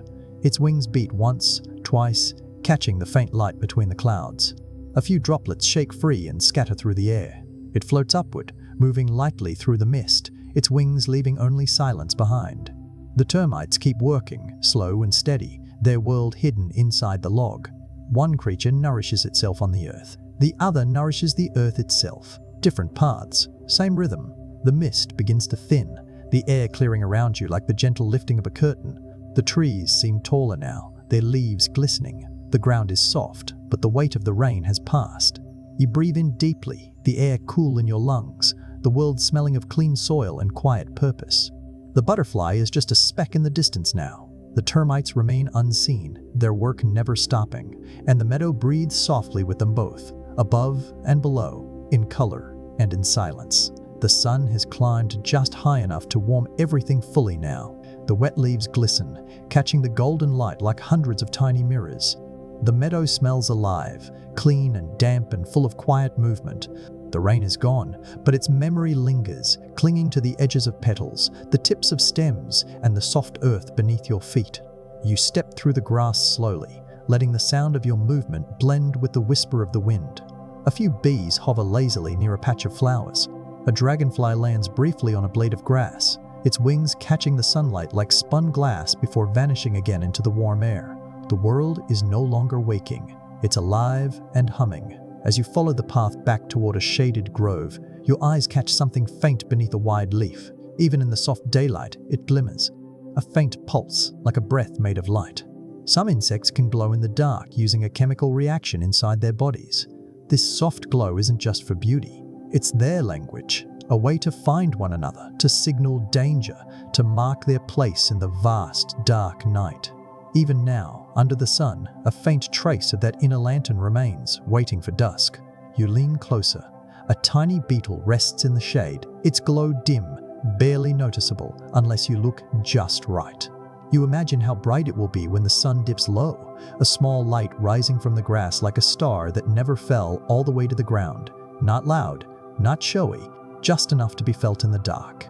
The breeze moves gently through the grove, carrying with it a cooler scent. The leaves above murmur softly, brushing against each other like pages turning in an old book. The light flickers in small patches through the branches, sliding across the ground like slow water. And then you hear it, a familiar sound, steady, repetitive, the gentle, rhythmic chirping of crickets. Crickets use their chirping to attract mates and communicate. Each sound is a message, a song of presence, of location, of longing. Every chirp carries across the grass like a soft echo, weaving through the stems, reaching others who understand the language perfectly. You stop and listen. The sound isn't a single voice, but many, layered together like threads of music. Some chirps are fast and bright, others slow and low. Together, they make the air hum, a chorus that belongs to warm days and softer nights. The glowing beetle beneath the leaf remains still, its light almost gone in the brightness of day. But the crickets fill the grove with their voices, unseen but everywhere. Their music doesn't demand attention, it fills the quiet, like water filling the shape of a riverbank. It finds every corner of the space around you. A soft gust of wind drifts through, carrying the faint smell of wild flowers and warm soil. The cricket song sways with the breeze but never stops. Their rhythm is steady, one of those sounds that feels like it has always been here and always will be. You crouch near the edge of the grove, running your hand gently through the cool blades of grass. Somewhere beneath your fingertips, a cricket is singing to someone who isn't you. But in this moment, it doesn't matter. The song belongs to the air, and the air belongs to everything that breathes here. The sun filters through the leaves in thin lines, painting the world in soft gold. The glowing beetle shifts slightly, as if turning toward the promise of night. The crickets continue their music, a slow, steady pulse beneath the brightness. You breathe with it, slowly, deeply, letting the rhythm soak into your chest. It's a promise of what comes later. When the sun sets, when the beetle's glow brightens, when the cricket's chorus grows louder and richer under the stars. For now, though, it's just a whisper. A quiet thread woven into the soft warmth of afternoon. The grove has grown quiet again. The cricket song lingers softly in the background, a gentle pulse beneath the warm air. The sun has shifted ever so slightly, slipping lower in the sky, stretching shadows across the ground like ribbons. The heat of the day has passed its peak. The light is golden now, not fierce, but soft, like a warm blanket gently wrapped around the earth. You step deeper into the meadow, where patches of sunlight scatter like broken pieces of a glowing path. Every step through the damp grass releases a faint, earthy scent. The breeze hums quietly, brushing through the stems, carrying the warmth forward without hurry. Somewhere above, a single bird calls out once, then falls silent again, as if the afternoon has hushed everything to a slower pace. Near a cluster of flowers, you see movement, a faint flicker, like sunlight passing through glass. At first, you think it's nothing at all, just a trick of light. But then it moves again. A butterfly lands gently on the edge of a bright green leaf. And there, in the light, you see it clearly. Its wings are nearly invisible. Some butterflies have transparent wings that let them blend into their surroundings. Their beauty is quiet, hidden in plain sight. No bold patterns, no bright colors. Just delicate transparency, as though the world itself passes through them. To see them is to catch a moment. A glimmer that could vanish the second you blink. The butterfly folds its wings slightly, and for a heartbeat, it disappears entirely against the leaf. Only the faint shimmer at the edges betrays its presence. The sunlight passes through, painting soft shadows beneath it. You lean closer and hold your breath, as if any sudden movement might make it melt back into the breeze. The world around it seems to slow. The leaves don't rustle as loudly. The breeze doesn't press as hard.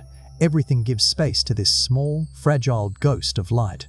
Then, just beyond the butterfly, another flicker, sharper this time. Something catches the sunlight, not by disappearing, but by exploding it into colors. A beetle crawls up a stem, its back gleaming like polished metal. But there is no paint on its wings, no dye, no color in the way we think of color. Certain beetles can create beautiful iridescent colors without any pigment, just by the way their wings reflect light. Tiny structures on their surface bend the sunlight, scattering it into shifting colors that shimmer like liquid jewels. One angle is green, another is gold, then blue, then a flash of something like fire. You watch as the beetle moves slowly toward the tip of the stem, its back flashing with each careful step. It isn't trying to shine, it just does. Its body carries light like water carries ripples. The butterfly shifts again, and its transparent wings catch the light differently now, glowing faintly like frost on a winter windowpane. Two creatures, one made to vanish, one made to shine, and yet both feel like they belong to the same quiet story. A breeze moves gently through the meadow, bending the grass, nudging both insect and leaf. The butterfly holds on, nearly invisible against the moving green. The beetle tilts its back toward the sun, the iridescence rippling like spilled oil in a puddle. No sound, no rush, just light playing softly on small wings. The golden hour deepens. The sunlight becomes richer, heavier in color but lighter on the skin. The butterfly opens its wings wide one last time, and then, just like that, it's gone. Not because it flew away quickly, but because the world swallowed it back up, letting it melt into the air. The beetle stays, climbing to the highest point of the stem, flashing one last burst of color before slipping into the shade. You breathe deeply. The air tastes warm, sweet with the scent of rain still fading from the earth. The world feels still again, a little brighter, a little softer, because of the brief light carried by wings, visible and invisible. The light has changed again. The day has slipped gently into its golden hours, when every shadow stretches a little longer and the air holds a quiet, glowing warmth. The meadow feels softer now, Not because it's changed shape, but because everything within it has begun to slow. The bees hum lower, the crickets steady their song. Even the wind seems to walk instead of run. You move through the grass, each step quiet, careful not to disturb the world around you. The damp scent of the earth lingers, mixing with something sweeter, the faint perfume of flowers leaning toward the last light of the day. A bird circles high above, wings open, gliding with the wind as if the sky itself is holding it. At the edge of the clearing, you notice a row of tall, hollow-stemmed plants, their thin green walls catching the light. Something shifts inside one of them. Not much, just a soft, nearly invisible movement. But it's enough to catch your attention. Some insects can live inside plant stems, creating tiny hidden homes. They carve out small spaces within the green, sheltered from the world. Safe from rain, from wind, from the endless search of birds above. Their lives unfold in narrow corridors, quiet tunnels where light slips in only through thin walls. You kneel closer. A small opening, barely wider than a pin, is nestled at the base of the stem. Within, faint shapes move, gentle, steady, deliberate. The plant sways slightly in the breeze, and the creature inside sways with it, invisible to almost everything else. The thought is soothing, a home no larger than a fingertip, tucked into the living walls of the world itself. No bricks, no sound, just a soft room made of stem and patience. The breeze passes through, and the plant hums quietly, a lullaby only its tiny resident can hear. The sunlight shifts again, and something else catches your eye. A faint shimmer near a low branch. A moth flutters out of the shadows. Its wings are soft, powdered with pale brown and cream. But it isn't the wings that draw your gaze. It's the antennae. Certain moths have feathery antennae that help them detect scents from far away. They are delicate, almost cloud-like, opening wide like tiny nets to catch the whispers carried on the wind. To them, scents are signals, maps, messages written in the invisible air. The moth hovers, its antennae stretched out like fans, searching. Somewhere far off, something it understands is calling, not with sound, but with scent. And it listens in the way only it can. The breeze thickens slightly, carrying with it a deeper floral note from a patch of flowers farther across the field. The moth tilts its body in that direction, its antennae twitching softly. And then, as if the air itself gave it a path, it begins to glide toward the source. The plant sways again, its hidden resident unmoving inside. The moth moves above, drawn by an invisible trail, one hidden in the stillness of green, the other wandering with wings guided by scent. You stand there, between the quiet and the moving, and the meadow feels larger than before. Not because it's grown, but because you've seen how many worlds fit inside it. Worlds small enough to live inside a stem. Worlds wide enough to follow a trail of scent carried through the sky. The golden light drapes over everything, softening edges, turning each blade of grass into a tiny thread of fire. The moth disappears into the glow, still following the wind. The insect in the stem remains tucked inside its quiet green room. You breathe in deeply. The air tastes warm now, rich with scent, flowers, soil, the faint sweetness of evening settling in. The breeze wraps gently around your arms like soft fabric. This hour doesn't ask you to rush. It asks only to listen. And when you do, the world doesn't seem so big anymore. It feels close.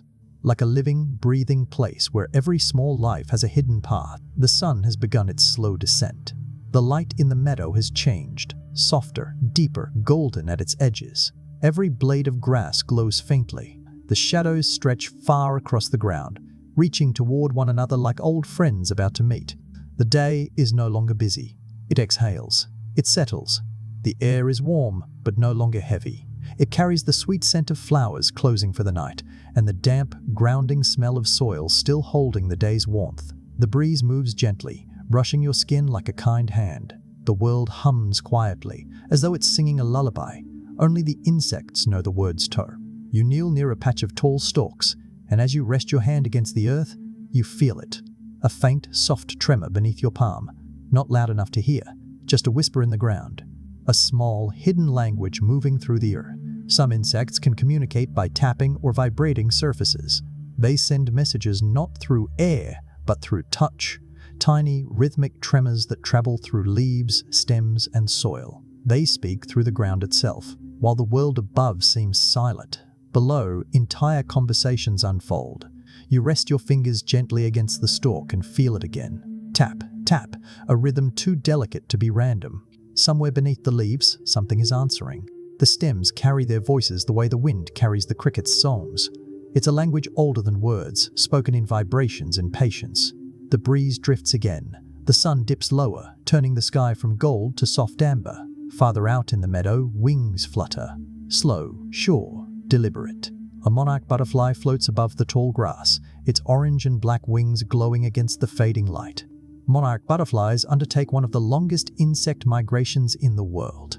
They travel thousands of miles, across countries, across seasons. Tiny wings carrying them farther than some mountains stretch, guided by invisible patterns written into the wind. You watch as the butterfly rises higher, catching the breeze like a small sailboat on a golden sea. Its wings beat slowly, steadily, never rushing. It doesn't need to know where every step of the journey leads. It only needs to trust what it already carries inside. A map that requires no ink. The vibrations continue softly through the ground, a quiet conversation below. Above, the monarch circles once, twice, then drifts toward the line of trees blowing faintly at the edge of the meadow. Two different ways of speaking, one without sound, one without pause. You stay there for a long moment, listening to both, feeling both. The ground warm against your fingers, the air soft against your face. The entire meadow alive, not in noise, but in presence. The beetles, the moths, the ants, the crickets, the butterflies, all whispering their stories in their own ways. The sun kisses the horizon. The last light spills across the field, wrapping everything in a final layer of gold before slipping into dusk.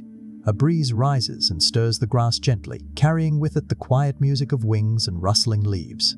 The monarch is almost a shadow now, still flying, still following its invisible path. You take a deep breath. The scent of the day is still there. Flowers, soil, wind. But underneath it is something else.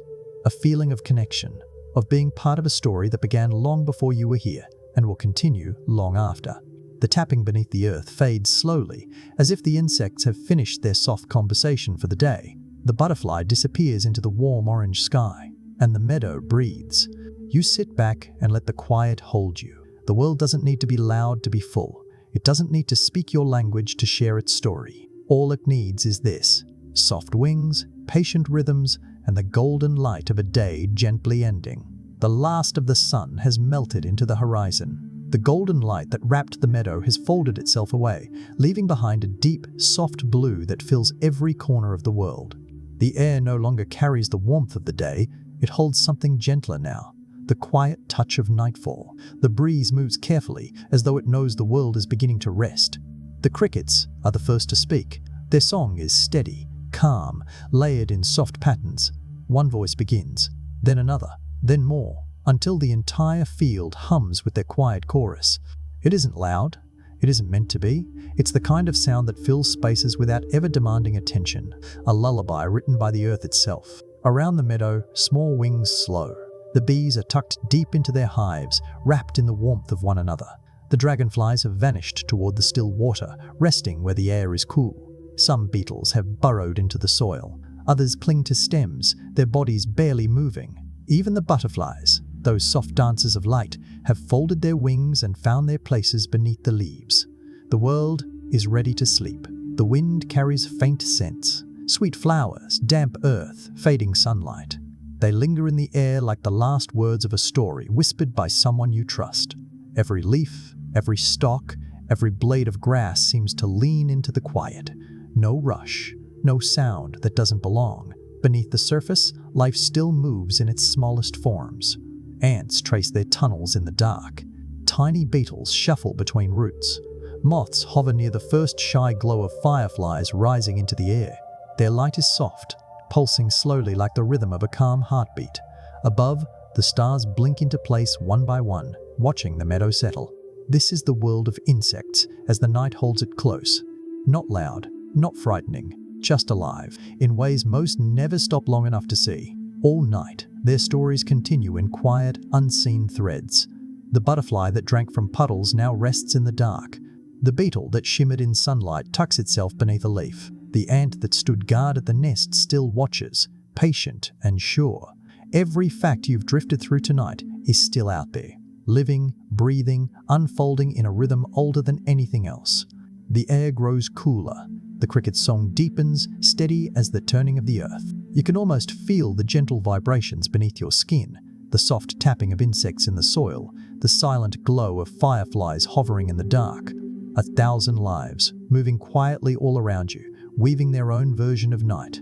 You breathe in deeply. The air tastes like the end of a day, not empty, but complete. Like a book closed gently after the last page. Like a quiet exhale that means everything is right where it should be. In this soft, living world, nothing demands anything of you. You don't have to remember every fact. You don't have to hold every name, every wing, every note. The stories are still here, waiting, resting, breathing with the night. They will keep whispering, even as you fall asleep. You might imagine yourself lying here in the meadow, the cool ground beneath you, the faint hum of crickets above the soil, a single firefly drifting past, the stars overhead, the world so wide and yet so quiet you could almost believe it's breathing just for you. Let the hum carry you. Let the wind tuck itself around your shoulders like a soft blanket.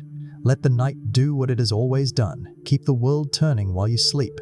And as you drift, remember, the meadow sleeps too. The insects hum their gentle songs, the earth holds them close, and the stars keep their quiet watch.